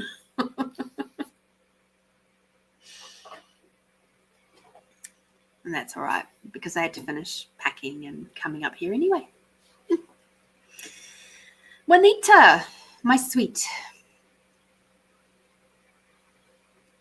Ryder, remind me where you are. I think you're out. I don't want to get it wrong. I think you're out West Glenelg way. Is that correct? Or am I dreaming? Am I thinking of someone else? Juanita, what is your question, my dear?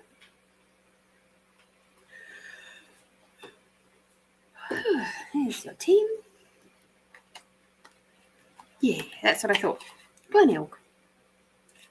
I did remember right. See, my brains does work. And my memories does work. I don't always remember everything all the time. But I do like it when I can remember stuff. It's good. I'm actually going to be heading down the hill to go and catch up with a friend who I haven't seen in, let's see, probably nearly 4 years. And finally returning their camera lens cap to them, because I've been hanging on to that for quite some time. So that'll be nice. And we're going to go to, for my Adelaide people, I'd love to know if you've been there, Joy of Flora Cafe. It's in West Croydon.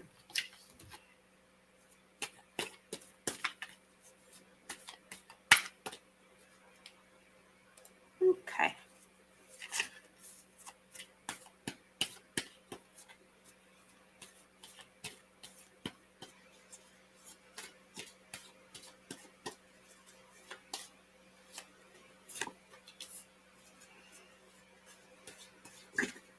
Yeah, the housing market is bloody hard out there, isn't it, Juanita?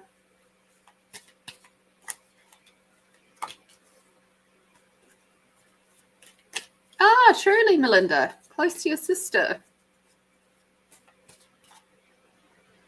My friend's hardcore vegan, which is why I chose there.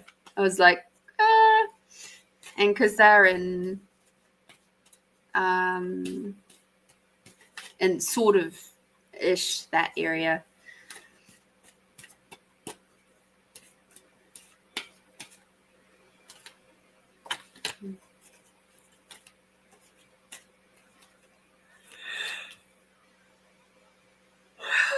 Excuse me. That wasn't because it's a 2 o'clock in the morning thing. It's just the energy is moving.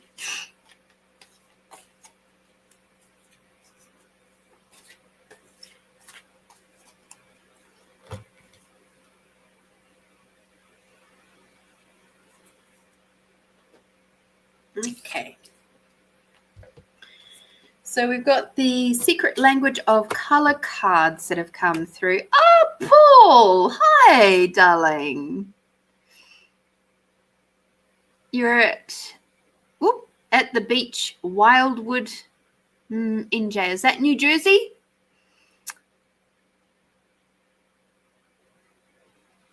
Or NJ came last night. Wow. Come on down. Woohoo! I can read. I can figure the shortened terms. How good is that? All right. There's a couple in YouTube land that I follow. They are Ben's Works vlogs, and they're the ones that I get my the resin pieces off to make my dragon books, which reminds me, I finished my second dragon book this week.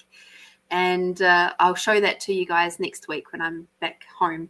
But yeah, it's looking really cool. So secret language of color books. And they quite often get mail from all around the world, but particularly from America. And they try to figure out, all the state names and stuff because they're all in like, your abbreviations, and they quite often get them wrong. Oh, they make me laugh. And then, of course, the comments are like, it's this. All right, let me just have a quick look at this one.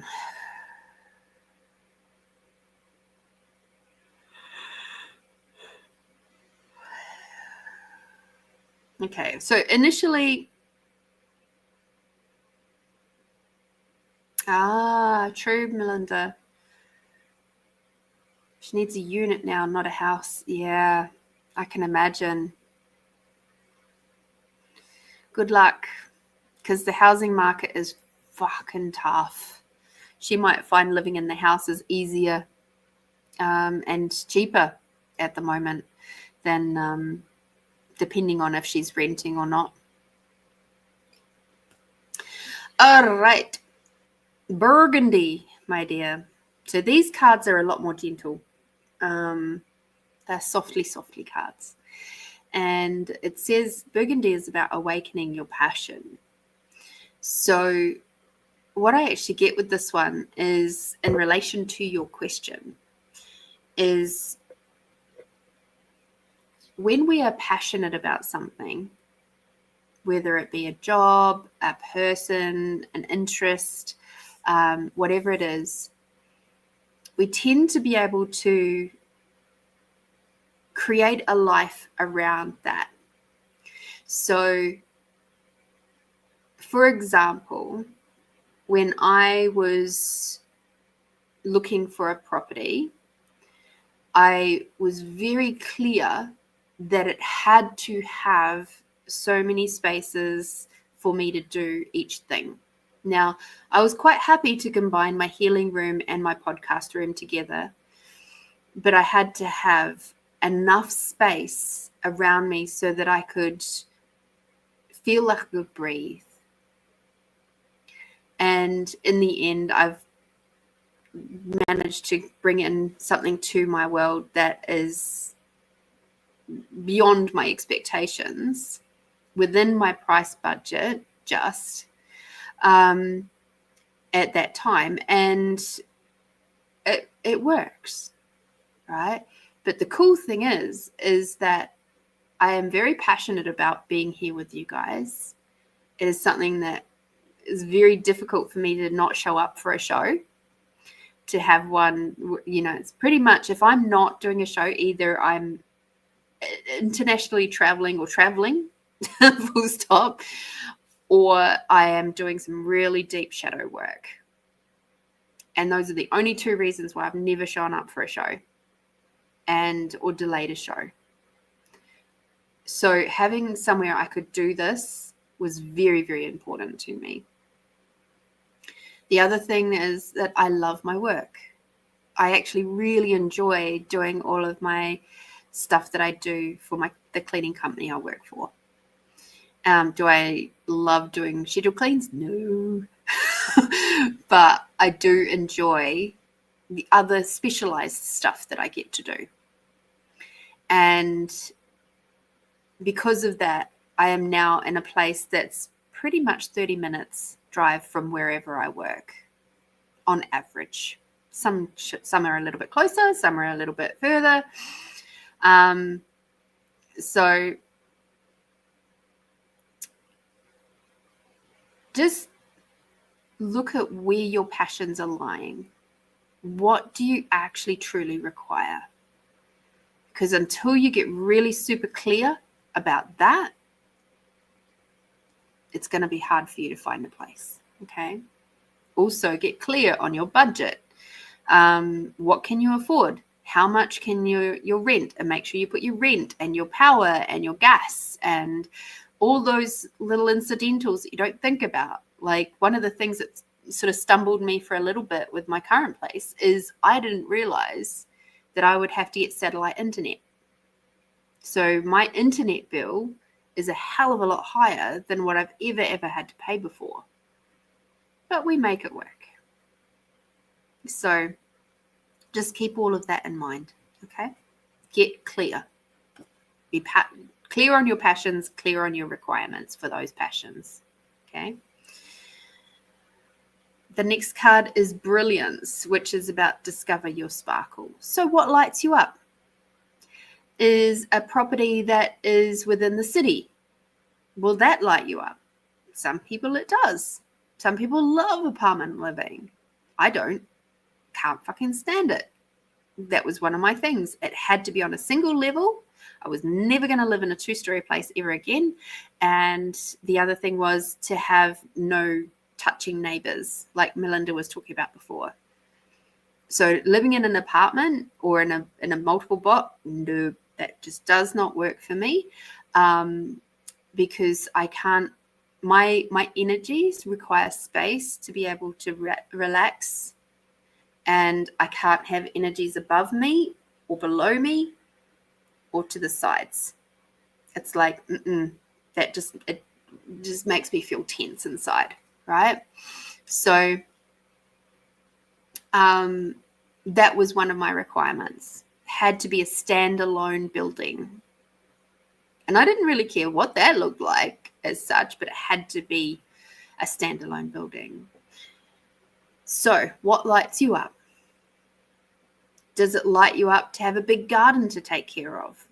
For me, no. I'm not a big green thumb. I will weed if I have to weed, but I'm not a big green thumb. Give me planter boxes any day.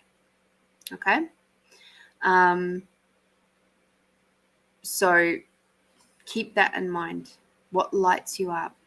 What makes you go, oh, makes you feel a little bit more relaxed on the inside. All right? So you're getting clear, but along with that, you're also getting tapping into what makes you feel good. Okay? Helps you to calm. The next one is Pearl, which is connect to the divine. All right. So this is coming back to you. Your divine healing intelligence, which is what Ina Segal talks about, is your divine healing intelligence, your divine healing intelligence. It's not God, it's not the collective, it's not me, it's you. So you've got to get back in touch with your own body and bring you back in, because at the moment you're a little bit separated from yourself. You've detached somewhat. And so bringing that back in, and with that detachment comes the numbness. Okay. And that's also sending you down into between the sympathetic and the dorsal vagal systems, which is where numbness and it's floating between fight and flight and freeze and fawn. It's like floating between those two elements, and like hard to think and brain fog and all of that sort of stuff. Anxiousness versus just being, on the verge of like unaliving yourself, all of that sort of stuff, right? So the sympathetic versus the dorsal vagal systems is really, really interesting places. But again, like I was saying to Tamara, when you're in your sympathetic, that's where the anger stuff comes in. It's very motivating. So use that to your advantage too. Okay? Use that energy, that potency to keep you moving forward. However, in connecting to the divine, come back to self, come back to nurturing you, because that softness that I know that you have, you will be able to tap into what is the right property for you. Okay? The one that's going to make you feel peaceful and calm. All right?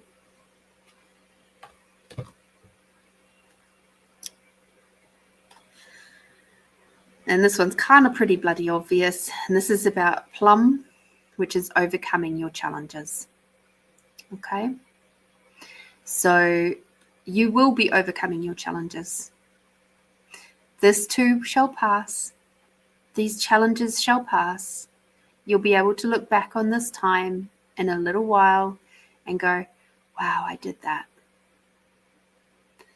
And if you just keep your heart open, keep coming back to gentleness, keep asking for help, you'll get there. You'll get there. Okay? So please know that this is not a permanent thing, and you will do this. You'll be okay.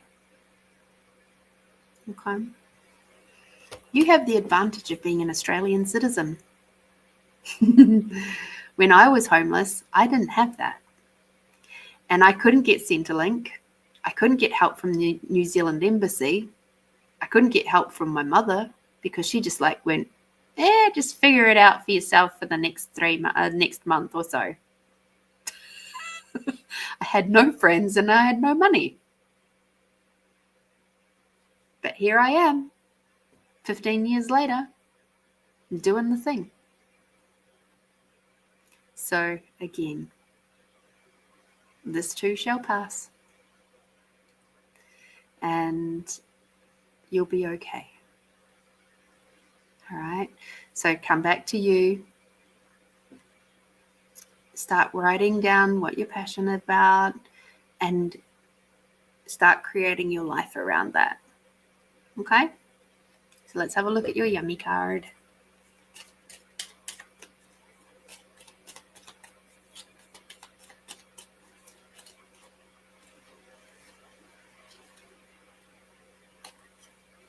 Yeah. You got soften. So, yeah, it's easy to get into the blame game when you're dealing with the things that you are. And it's easy to feel like you are a victim in actual fact, you're in a very, very potent creative space right now. And that's really, really cool. It might not feel like it. You will look back on this time and go, wow, look what we achieved. Okay. Try to use that anger potency towards creating the place that you desire. Okay. Get clear about what you desire as well. Thank you so much, Juanita, for your donation. I'm super grateful for you reaching out, and best of luck with everything that's happening for you at the moment, and hope you find somewhere really, really soon. Big hugs to you, darling. Alrighty, Paul. Right, let me see. You're at McDonald's on the boardwalk, a little cool, just under the 50s for now. I have no idea what temperature that is. Are you talking Celsius or Fahrenheit? I'm assuming you're talking Fahrenheit.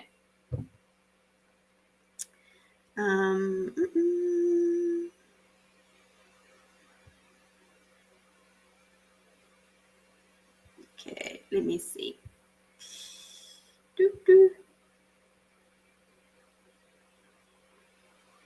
It would be a little cool. It's like 10 degrees. That's the same as here. That's crazy. My sister just told me, thank God you're on. It gives you a break. Your sister is a crack up. Oh, dear. Pennsylvania. Golly gosh, haven't thought about going back to America, actually. Well, Paul, here's the funny thing. If you get this handy-dandy little book here, it is kind of like my life. This is about 25 years of it, all sitting here, but in poetry form and with little prose written underneath it. So you do actually get a sense of who I was and who I have been up until, when did this come out? 2017? Yeah.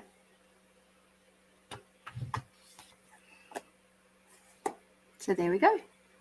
So this is Gratitude, the Space Between Seconds. It is on Amazon.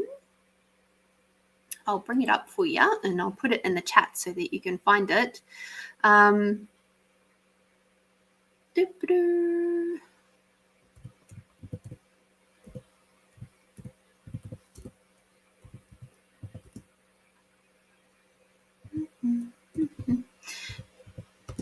having to write around my microphone.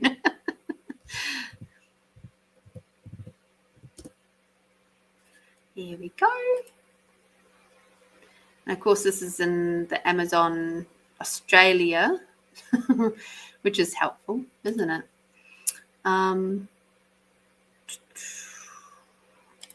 But that's all right. That will at least give you a chance to go find it. And it should say, oh, if you want to do that one, have a look at this in your corner of the world. Oh, yes. My book was published back in 2017. Yeah. I've sold a few of them over the years. I couldn't tell you exactly how many. I do have some that are here in Adelaide. So, Catherine, if you wish to get one, you can get one through me directly. Just PM me and we'll sort something out. Okay? And then you can get the extra little bits that I put in there. So, yes, talking about this, let's do some poetry. Let's have some fun with that. All right. Because I don't think there is any other paid things that have come through tonight. That's cool.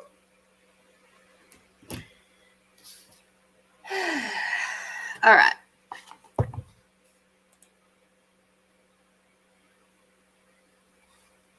So,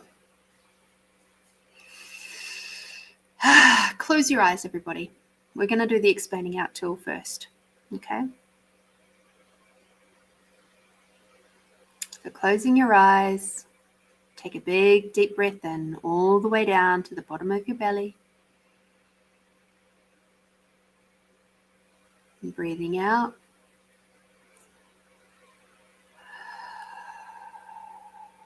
This time when you breathe in, bring Mother Earth energy all the way up through your body.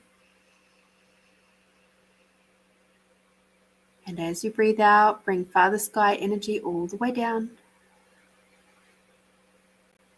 This is rebalancing your masculine and feminine energies.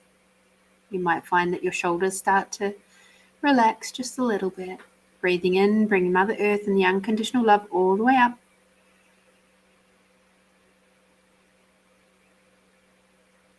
Breathing out, bringing Father Sky and the gratitude for everything and everyone all the way down.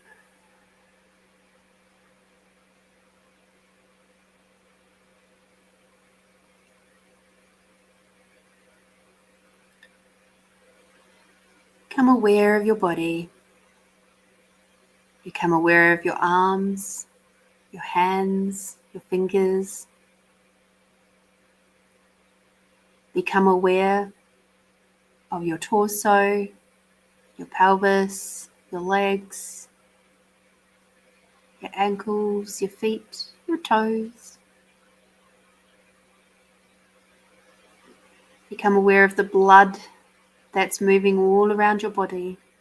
Become aware of your muscles and all the rest of your internal organs working together, including all of the electrical impulses that are running through your body, communicating with each other.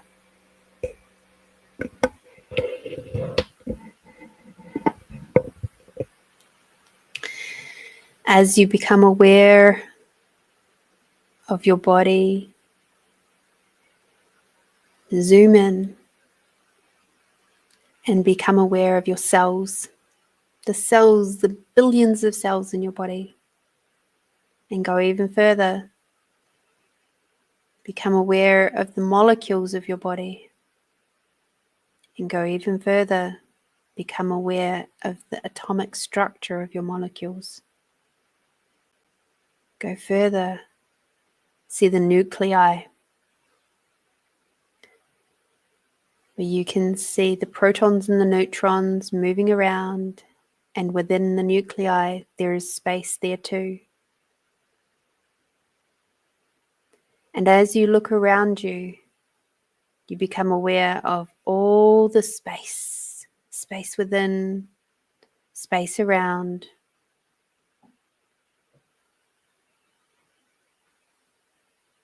Beautiful. See how infinite you are within yourself. And now expanding out. Expanding out your awareness in a big bubble all around you. Expanding out your awareness beyond the room that you're in, up into the sky, down into the earth. Expanding out your awareness beyond the building that you're in.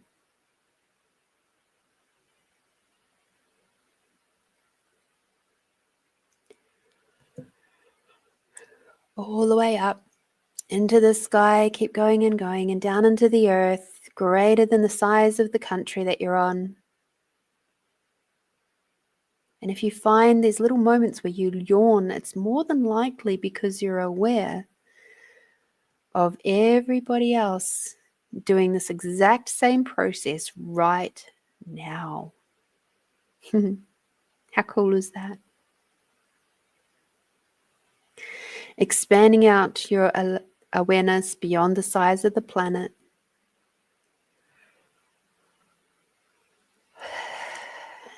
expanding out your awareness beyond the size of the solar system, expanding out your awareness beyond the size of the galaxies, beyond the size of the universes. Beautiful. Keeping your awareness nice and expanded out. Tapping in with your body once more and grabbing your sense of allowance. Remembering that your sense of allowance takes you from being the tight, contracted little pebble at the bottom of a raging river of everybody else's thoughts, feelings, and emotions, where you feel so disempowered and bashed and trashed about by life in general, and turns you, as you expand out your allowance, it turns you into like this big fluffy cloud where you can just float on by. You can pause and look at that raging river of everybody else's thoughts, feelings, and emotions and see it for exactly what it is. It's actually just energy. And as you see that energy flowing, you realize you don't have to be caught up in it. You can choose to just float on by and let all of that energy go. It does not have to become a part of you or a part of your story.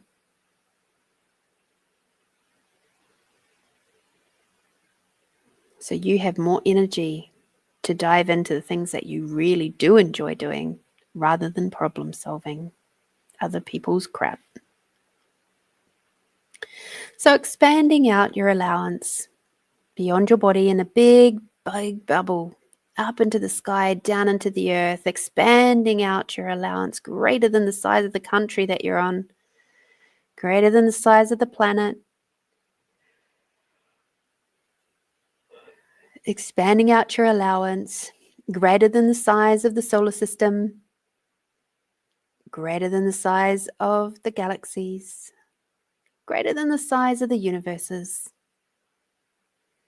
And now expanding out your allowance greater than your awareness.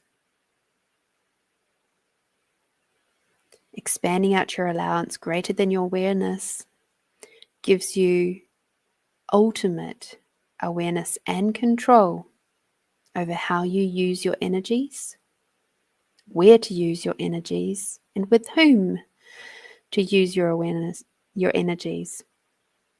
It also gives you the potency to be finely attuned to what is true for you. So in this moment, tuning in,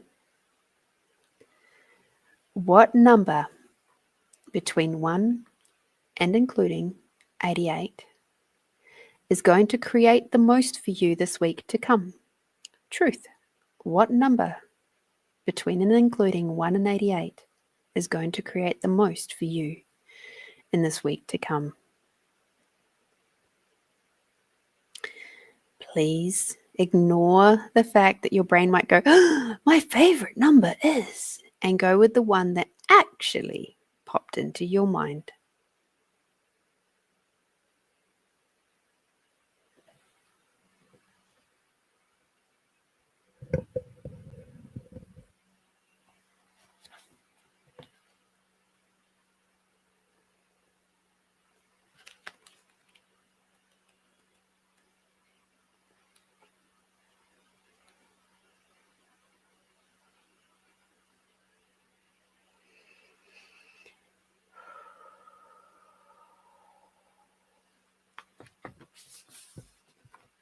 Bye, Paul. Hope you had a great have a great week to come.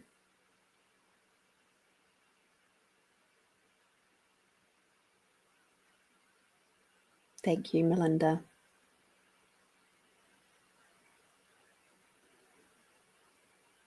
I'll just let a few more pop through and then I can read them out.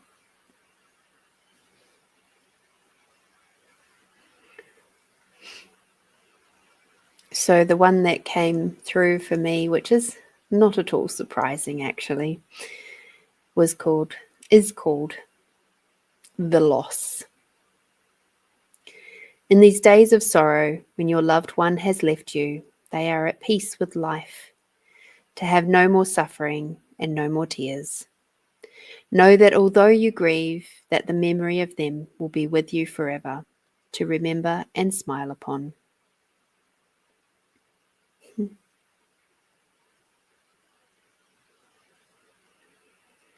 So while this poem was originally written for the president of the Students' Association, whose father-in-law had passed away, so while I was at uni,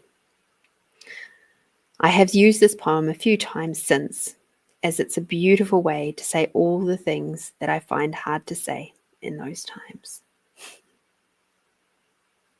Oh, thank you for tuning in, Nettie. You can stay. There's going to be a further meditation after this. Melinda.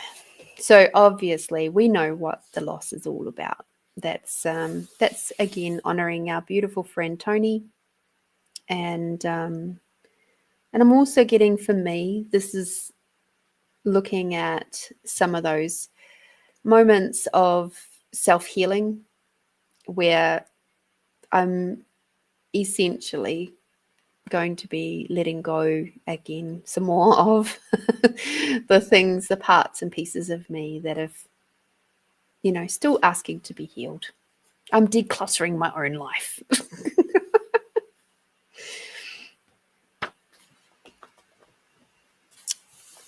Melinda, you asked for 32. For you, the sun will shine again, and you will laugh again. I know it is hard, and that the world seems to be against you. I am your friend, and I will stand by you, listen to you, and offer you advice and love you. We are so very far apart, but I am thinking of you and of all the good times. So keep smiling, even when things are bad. Gather your friends around you. If they won't think to hug you, hug them. Just remember, I'm only a phone call away. You are one of my dearest friends and my most understanding one, and I return that for you and more. Please remember to use my shoulder if ever you require to. Melinda, from my heart to yours, all of that and so much more. You have a very beautiful support team around you, and I get the sense, please don't isolate yourself this week to come. Please reach out, talk to your friends, talk to those maybe you haven't spoken to for a little bit, or even the ones that you do speak to regularly. But please reach out and talk through with them the things that are up in your world. Those little moments, the little bubbles that of awareness of ways that you've been allowing yourself to stay stuck. Yeah. Keep talking. Your friends are there to help you. Okay. I know it's so easy to try and figure it out on your own, or you don't want to be a burden or an inconvenience or whatever, but your team is saying, no, you have to reach out to your friends and your support base. Okay. Love you.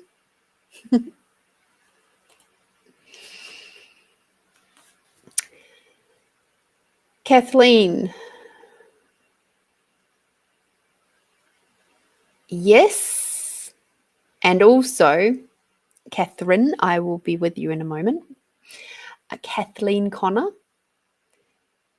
you haven't done the expanding out tool, so this is possibly going to be slightly wonky, but in this moment, what number pops into your mind that is going to, so truth, what number between 1 and 88 is going to create the most for you in the week to come? Please put that in the chat and I will read that out for you.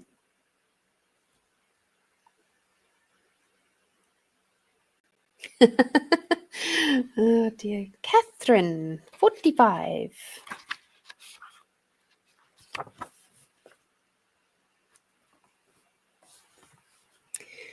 Serenity. Two old souls coming together to form one, living as if it's always been this way. Happiness surrounds us like a light emitted from our being. A calm has spread over me, just as the ocean after a storm. This peace I embrace unquestioningly, along with this feeling of wholeness.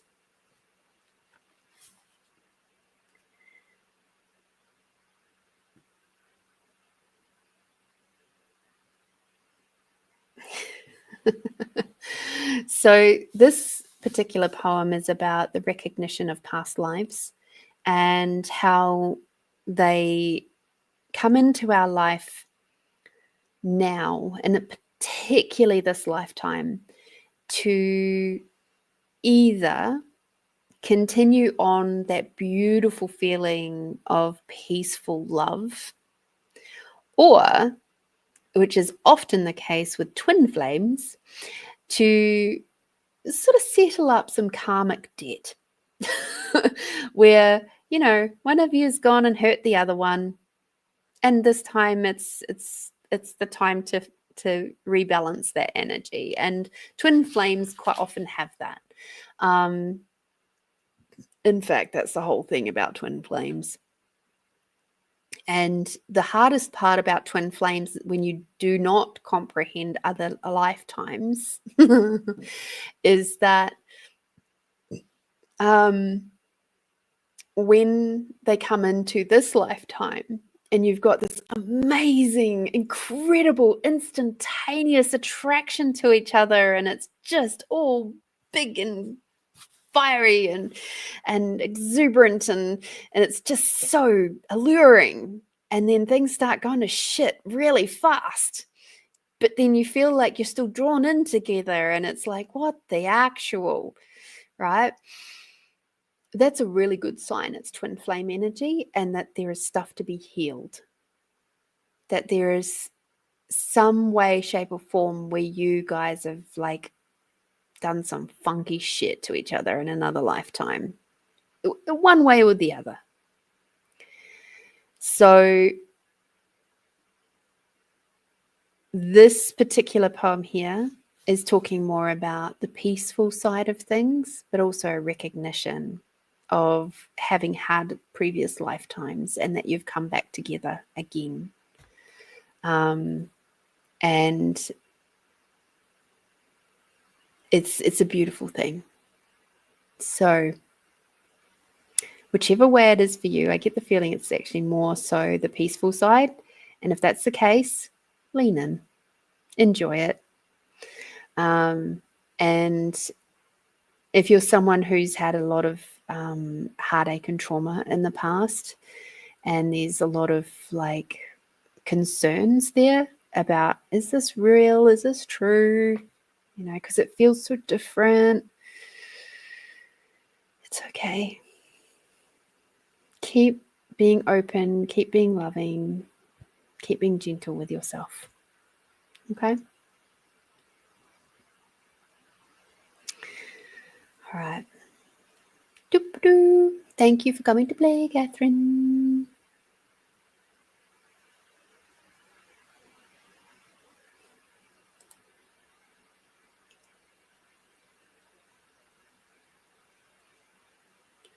Okay, Nettie has popped in there. 31. Nettie, glimmer. In these days of darkness, there is a glimmer of hope, a ray of sunshine that is stronger each day. It'll take some time, but one day we'll be together again, and the sun will be able to shine over me again.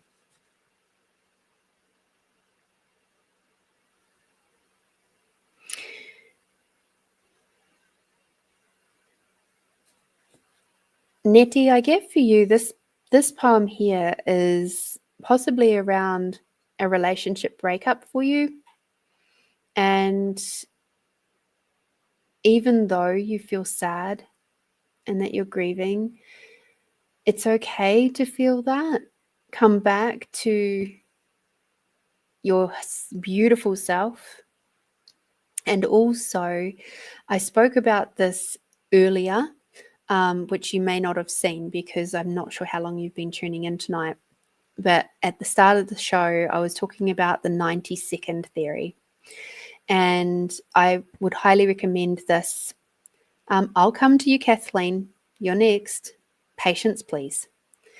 So,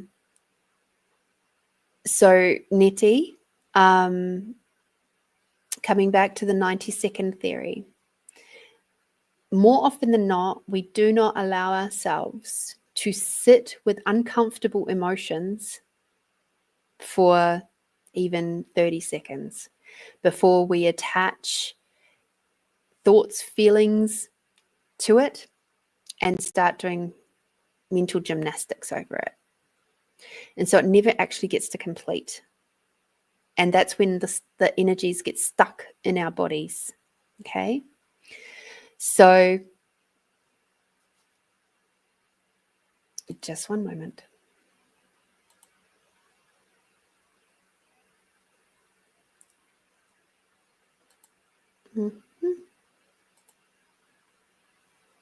Just one moment. All right. So, Nettie, what I would recommend to you is to come back to this 90-second technique where you literally sit with the energy, the emotion that's coming up for 90 seconds. And all you have to do is just close your eyes, put your hand on your heart. You don't have to worry about your breathing. So if you're feeling very, very stressed and your breath is really high, I don't even want you to worry about that. All I would like you to do, and this is scientifically proven, all right? It's not just a woo-woo thing. This is scientifically proven. If you then just sit with the energy, the emotion that is coming up for 90 seconds, all you have to do is count to 90 in your head while you just let the emotions sit there and just roll around. It'll come to a point of completion. And your body will go,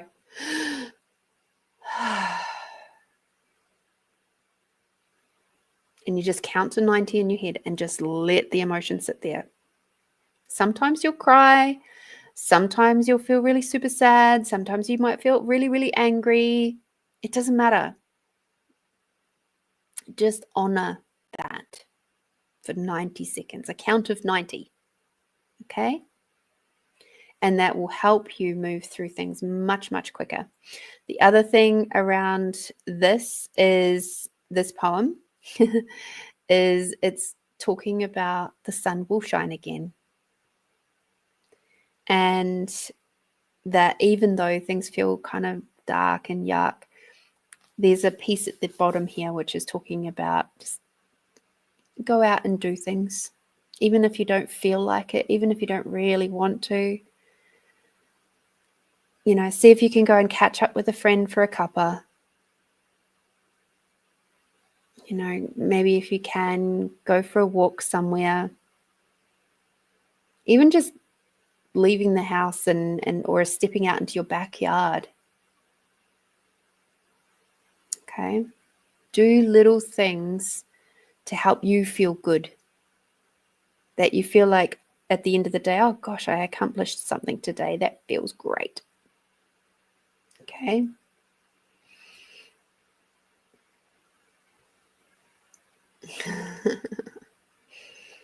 Wow, Catherine, that's beautiful.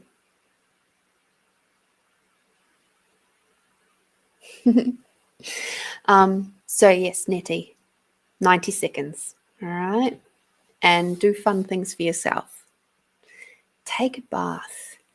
Have a massage. Do a little walk. Go get your nails done if that's what you're into. If you don't like your fingernails done, maybe get your toenails done. Have a pedicure. Meet up with people who are fun. Watch a fun movie. Go do something creative, something to get the brain going. Because quite often when we sit on our phone, if we are in a space of like feeling a bit down, it doesn't help. But getting your brain up and moving a little bit, it really will. Okay. Failing all of that, put some songs on. Put a really like angry song on if you're feeling angry. Put a really sad song on, one that'll make you cry. And then the third song, make it really, really soft, loving, and romantic. And coming back to gentleness. Start off with the big, heavy, angry song. Do the sad song, and then do the like soft, loving one. And move your body. Move your body. Just dance. Dance in your kitchen, dance in your lounge room, dance in your bedroom. Doesn't matter.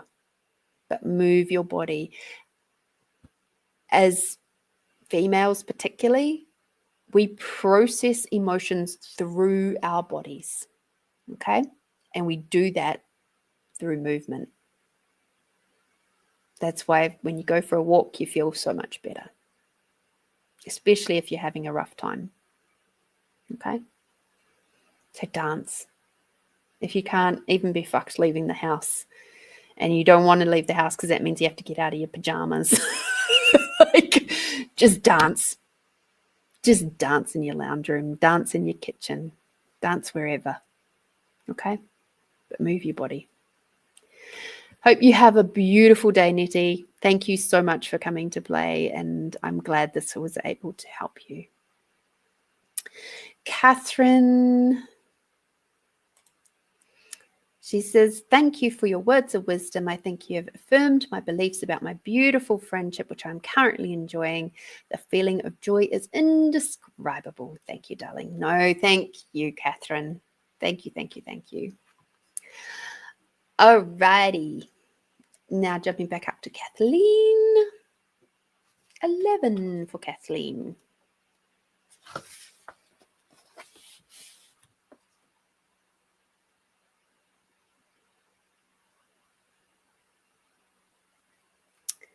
All right. So, Kathleen, interesting one to choose. It's called Twinkle. When you lose something that's really special, it's true that you don't realize what you had until it's gone. It may seem insignificant to someone else, but to you, it can mean much more than you ever thought. So, Kathleen, I get for you, darling, that this is very much a time of grief, and that I actually get that this is grief that has been going on for a little while.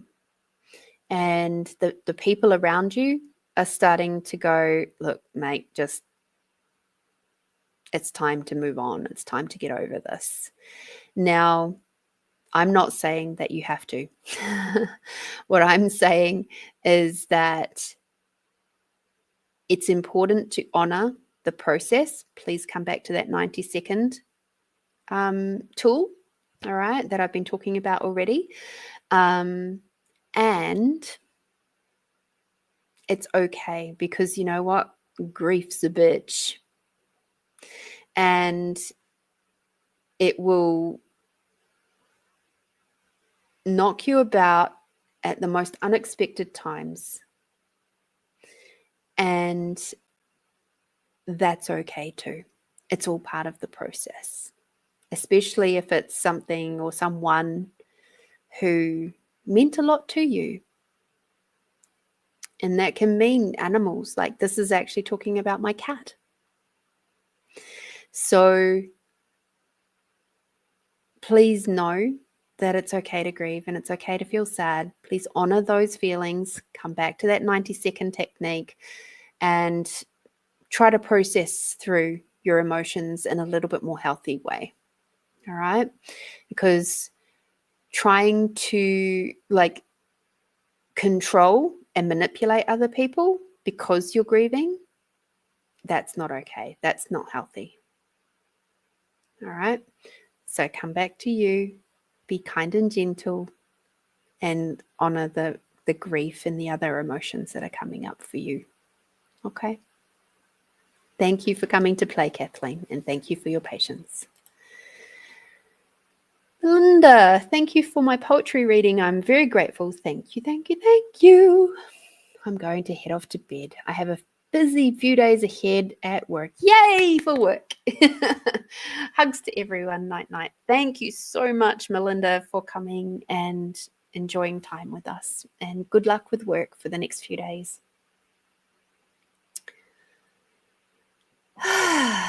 Righty-ho. So,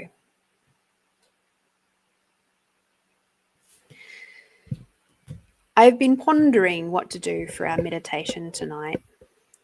And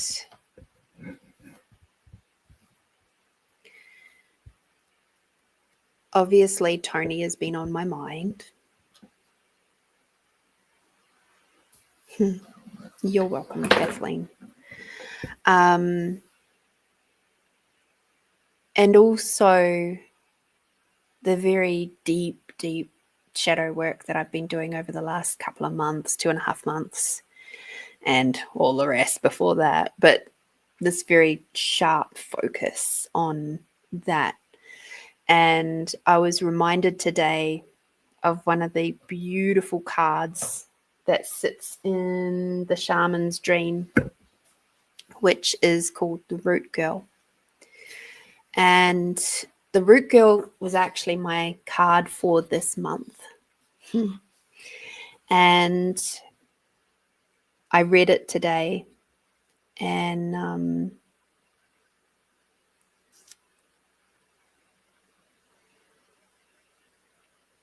I was inspired to bring the Root Girl to our healing tonight, our meditation healing. Okay. So let us, this particular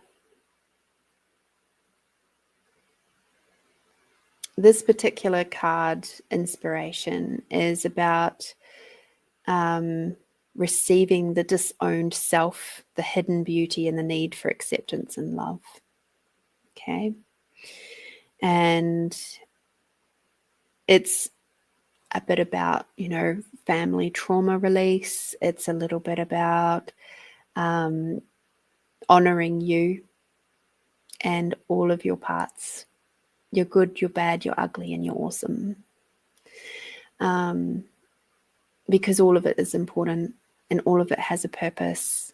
And we try to resist and react and pretend like the bad and the ugly stuff doesn't exist. But it's all an important part of us. It's about keeping those parts keep the balance with all the rest. Okay.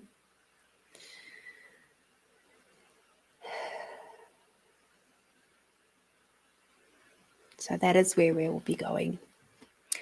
I just wish to honour Kathleen's comment where she has said that she's her mum's carer and has a lot to cope with. It is tough. Yes.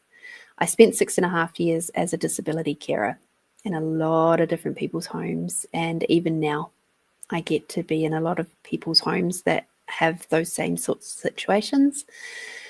And while I don't have, I have actually touched on that 24-hour type care as well. I do appreciate where you're coming from. And I honor that journey for you. It is not easy.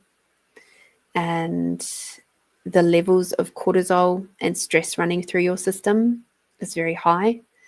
And it's incredibly important for you to make sure that you receive support as well in the form of other people coming in to help with your mum. Okay. So if you can, have them come in and help her with their showering, help her with like even just to sit with her while you go off and do stuff. And dementia is one of the worst, absolute worst. I spent time, about a year, supporting a beautiful lady who was in the memory support unit. So, yep, it's hard. It's incredibly hard. And please take time for yourself. Make sure you take time for yourself. Because the last thing you wish is, when it's all said and done, that you go downhill. Okay?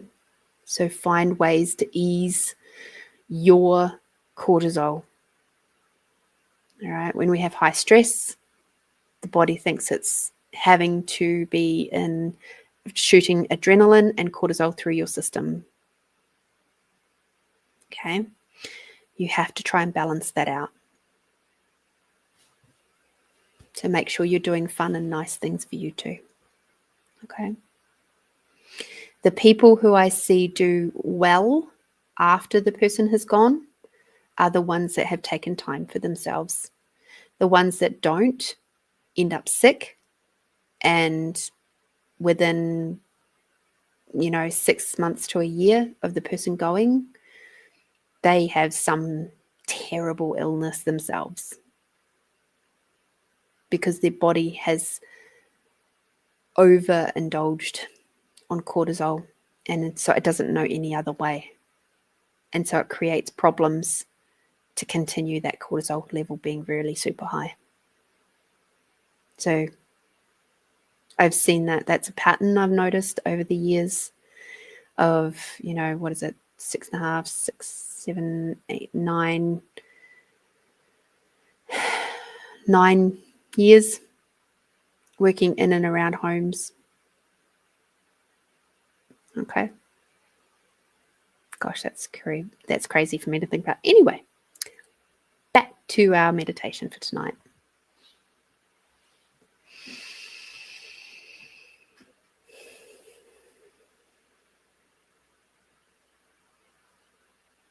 Okay. Closing your eyes.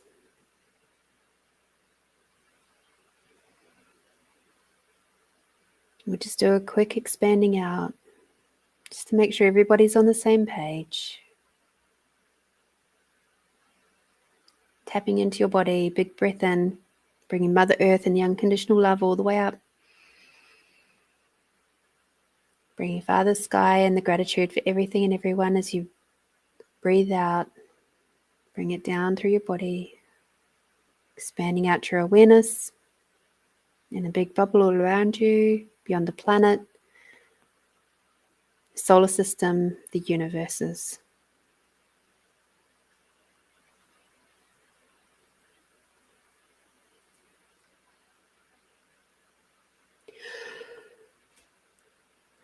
Okay, focusing on your body once more.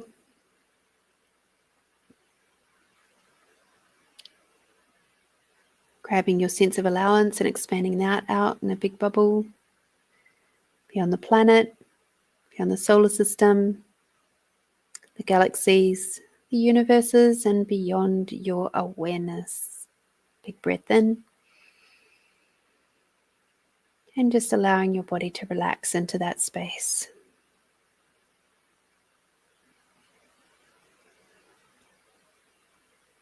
And feeling your body just chill out just that little bit, or a little bit further. Feeling that place of peace within you, if you can.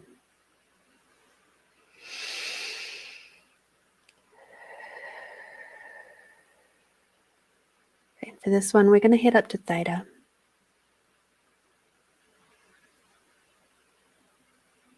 This will help with our beautiful watchers who are here tonight to feel some unconditional love, get a nice little rush of dopamine to balance out all that cortisol.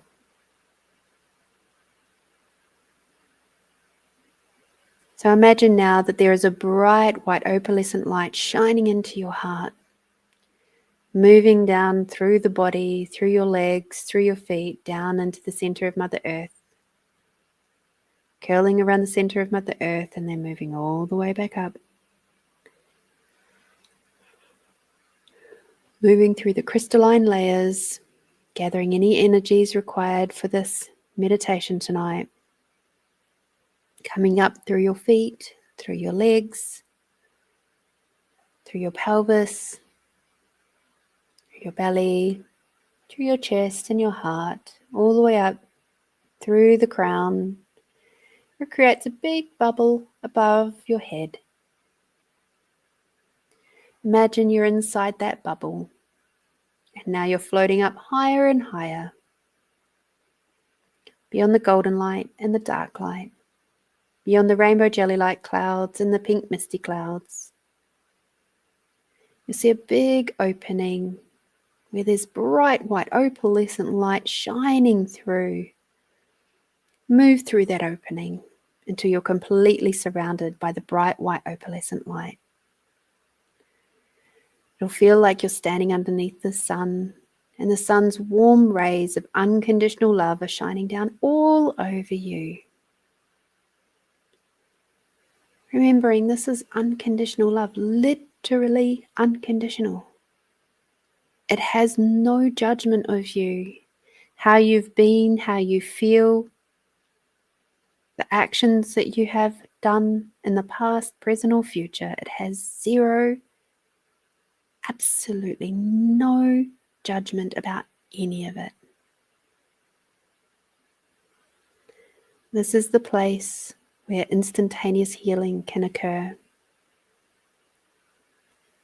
This is the place where you can feel 100 infinite % support from Creator, the universe, source, whatever you wish to call it, the higher being.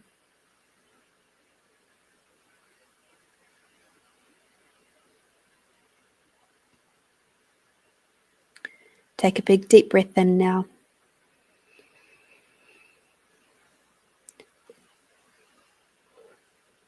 And as you breathe out, the bubble around you dissolves.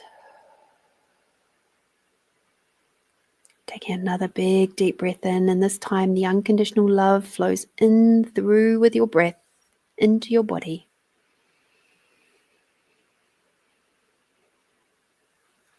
And breathing out.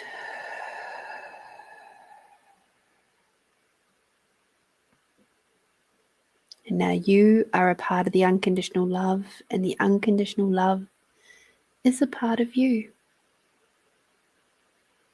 It is infinite. It is beautiful. It is loving. It is fun. It is powerful and potent.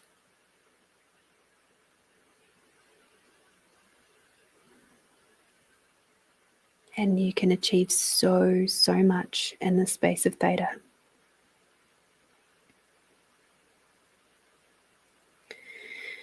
Now I'd like you to imagine that there is a beautiful tree. If you could imagine yourself as a tree, what would that look like? Would it have a big, huge trunk? Would the trunk be smooth or rough? Would it be soft to the touch or hard to the touch? As you look up the tree, would there be lots and lots of branches or just a few really big, strong branches?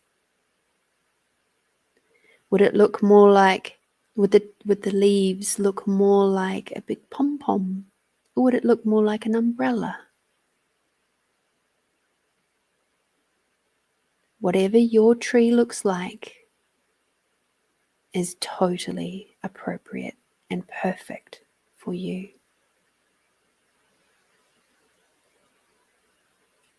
If a certain type of tree comes to mind, or even if it's something that just seems to be so made up, it doesn't matter.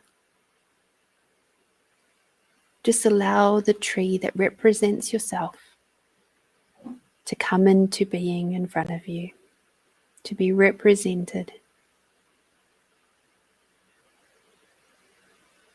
As you go up to the tree and run your hand over the trunk, behind the tree, you discover the root girl.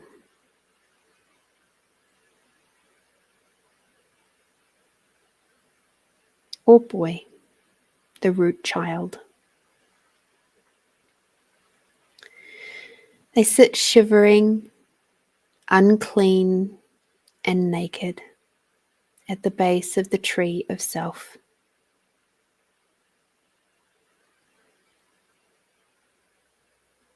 They are unloved, unwanted, and shunned for their deformities.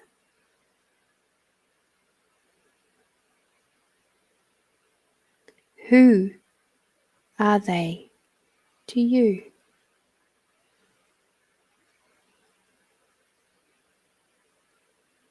Could this urchin be that one part of you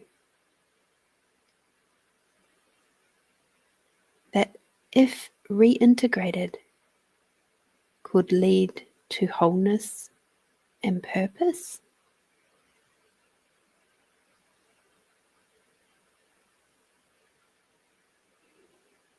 This being is the embodiment of a deeply flawed perception of your failures manifesting as guilt and shame.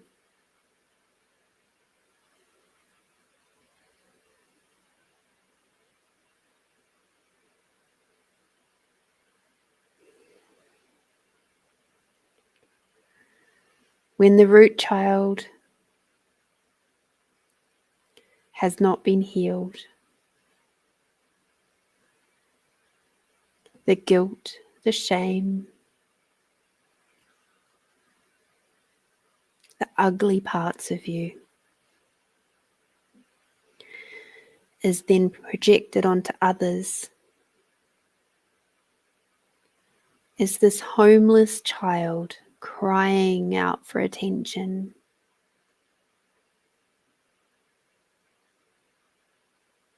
Of course, we wish to lash out, ignore her, push them away, and refuse all of this ugly part of you.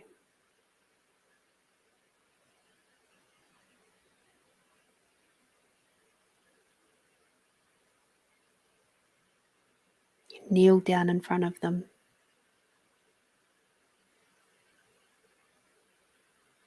Give them a little bit of space.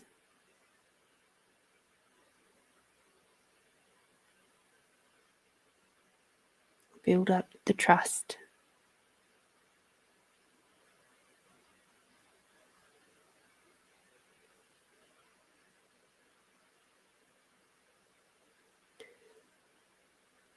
Look into their eyes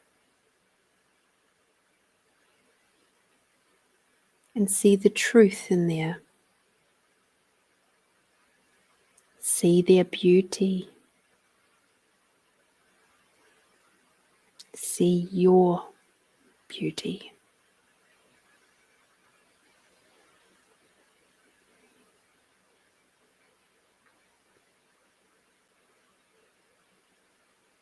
And as you look at their body, you see that it represents all of your unmet needs.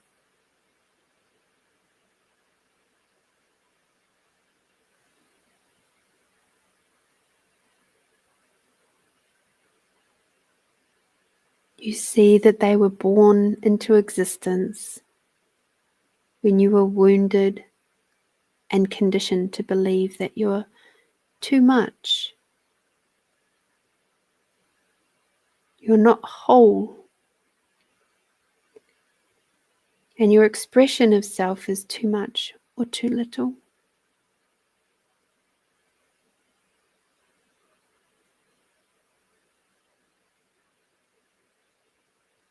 And the truth of it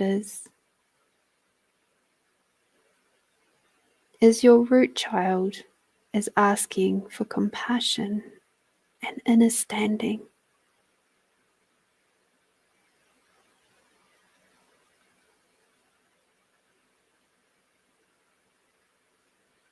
As you're kneeling down in front of this child, imagine a bowl of warm, nice smelling water with bubbles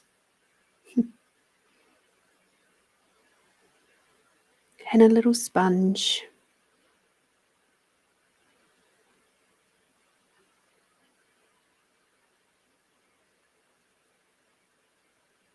And take that child's hand gently and softly and invite the child,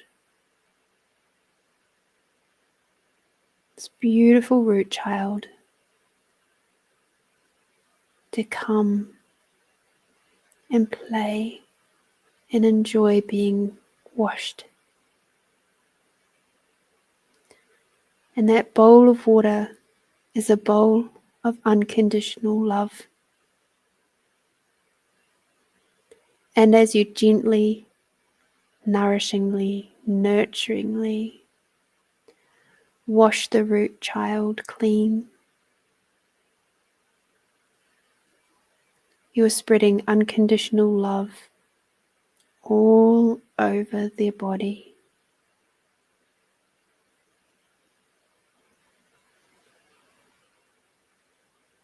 Helping them to feel calm and peaceful within.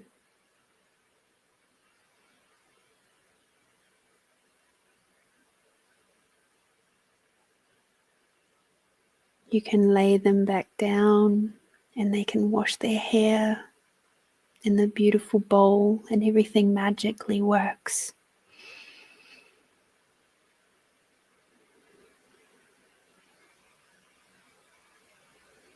If they've had any trauma, physical trauma, abuse trauma,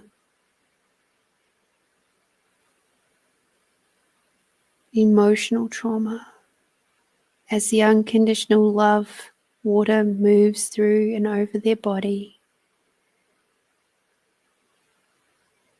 anywhere the water touches, it heals those wounds.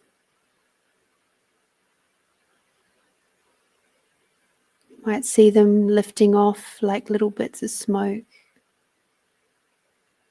energy or light, and moving up to creator, like steam, to be cleansed and cleared and never to be seen again. The root child might quite enjoy standing in the bowl and feeling the water flow over their entire body. However your root child wishes to be cleansed, follow that. Take your time, be gentle.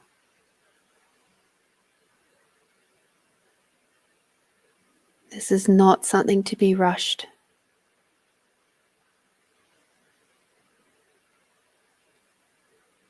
With all the love that you have in your heart, you are now able to give this to the root child and show them that they are loved, that they are adored, and they are appreciated so, so very much.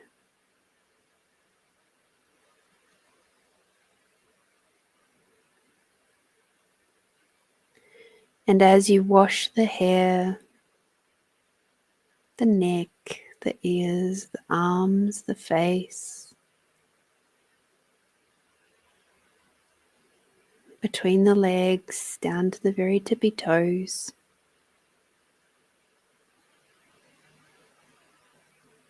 forgiveness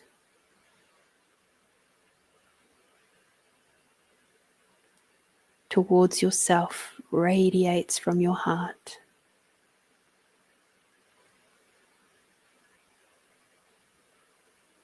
Forgiving yourself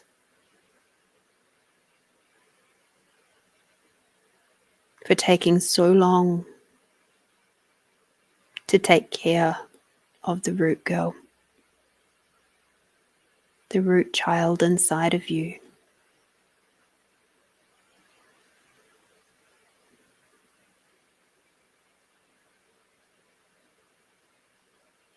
The child places their left hand on your heart. And in that moment, you feel all the compassion and the kindness reflected back to you through your heart space.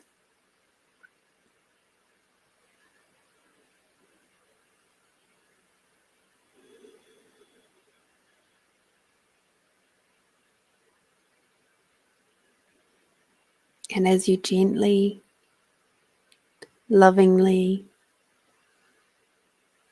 detangle the hair, whatever you require to help with that magically appears in front of you. If it's oils or things to just make it smell nice, they're there as if by magic.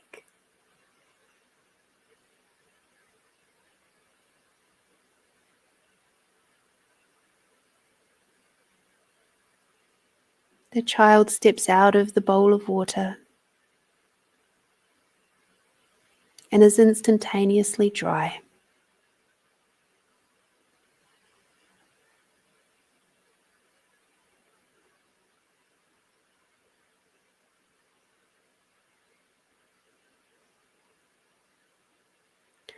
You ask the child now, "What would you like to wear?"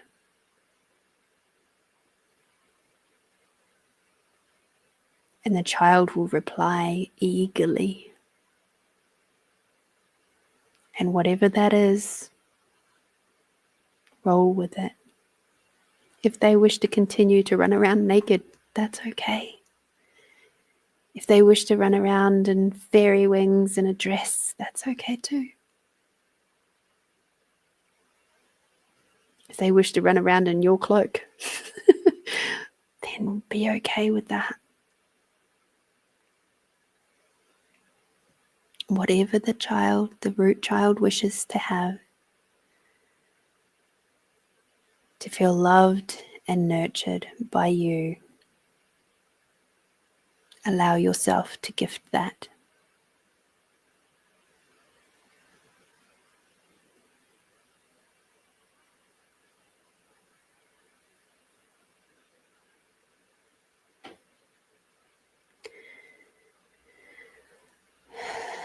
And now as you look into the root child's eyes,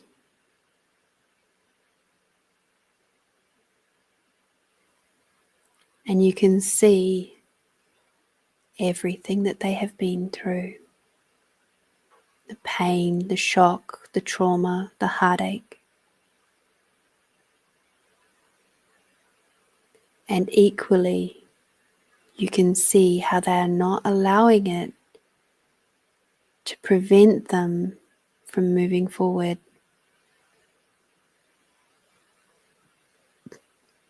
From having fun and enjoying being a child.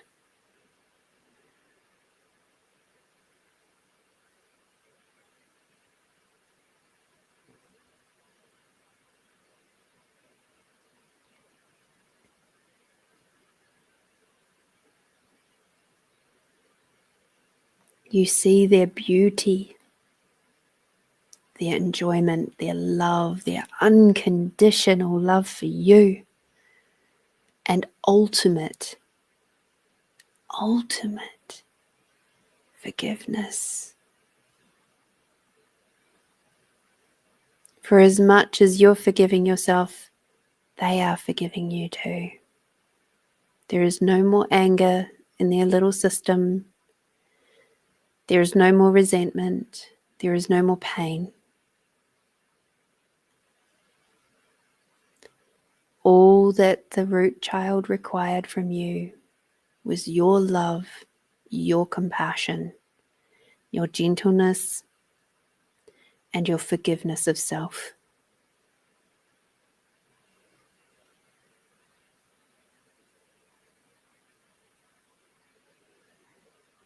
Pull that child in for a big, big hug now.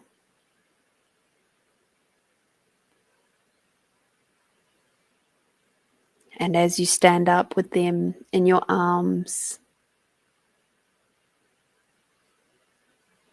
they start to get a little smaller and a little smaller.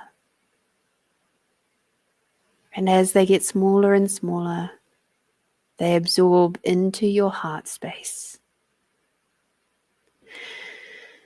And once again become a part of you.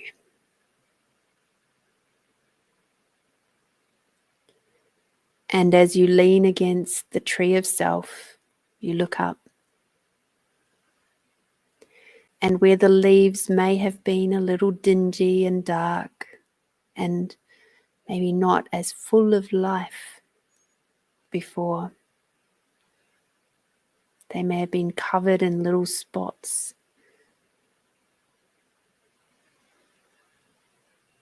All of that is now lifting away. The leaves are full and luscious and vibrant in color. You may even start to see flowers and all sorts of cool things happening with that tree. Lots of new growth.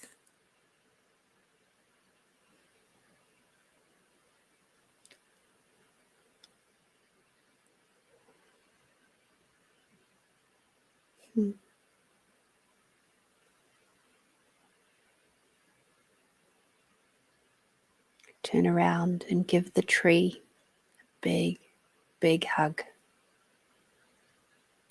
Thanking it for protecting the root child until you were able and ready to do what was required.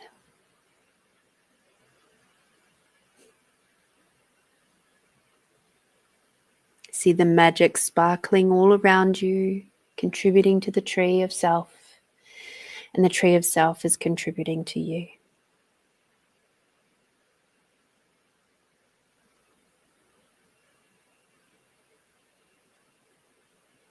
A couple of breaths, nice big deep breaths, and feel the breath of the tree. It may also give you some information at this point. It may have little messages for you, and if it does, cool. If it doesn't, that's okay too.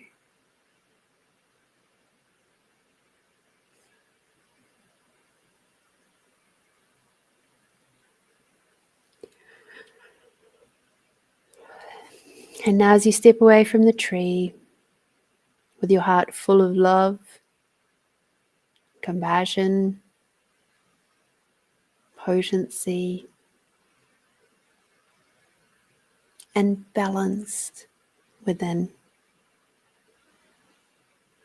you feel the root child within you happily dancing around your heart space, enjoying the feeling of being reintegrated with you. You feel light and peaceful and joyous within. Your jaw relaxes. Your mouth wishes to smile. Your shoulders are relaxed. Your neck and throat has relaxed.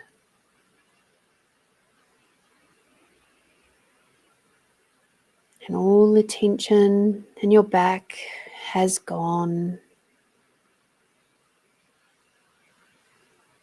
And everywhere that you've been holding on to all of those deep, dark emotions and all the pain and the resentment and the heartache in your belly and in your reproductive organs and in your pelvis, it's all lifting away from you now.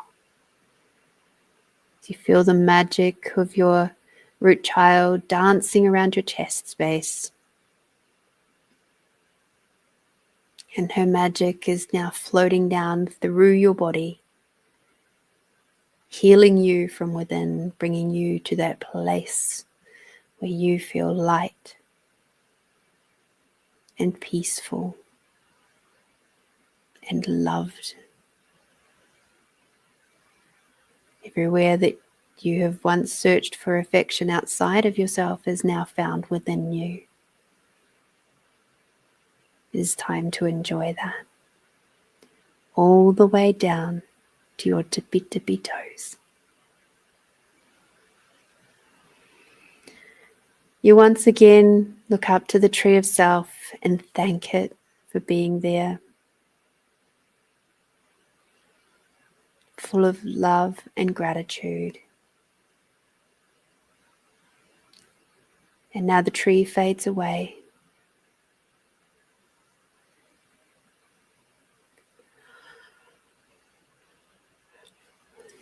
And now you can come down from the theta plane, through the pink misty clouds and through the rainbow jelly-like clouds, all the way down, back to your embodied self, where everything that has just been done is instantaneously integrated into your physical form. And now imagine that you're standing underneath a big, beautiful crystalline waterfall, and the water is flowing over and through your body. And any other little fragments from the processes tonight are now being washed away.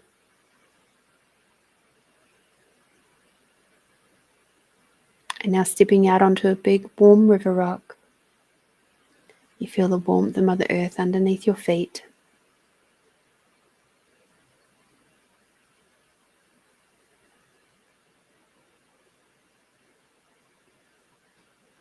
Beautiful. Taking a big breath and bringing Mother Earth energy all the way up through your body. And breathing out, bringing Father Sky energy all the way down. Bring Mother Earth and the unconditional love all the way up. And Father Sky and the gratitude for everything and everyone all the way down.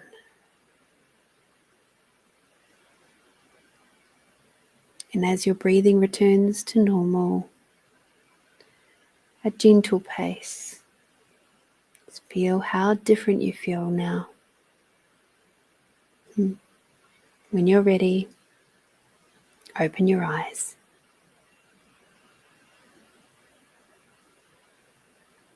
For self-care, please drink water. You may even like to put a little bit of salt in there. Just to help your body settle with the healing that you've done.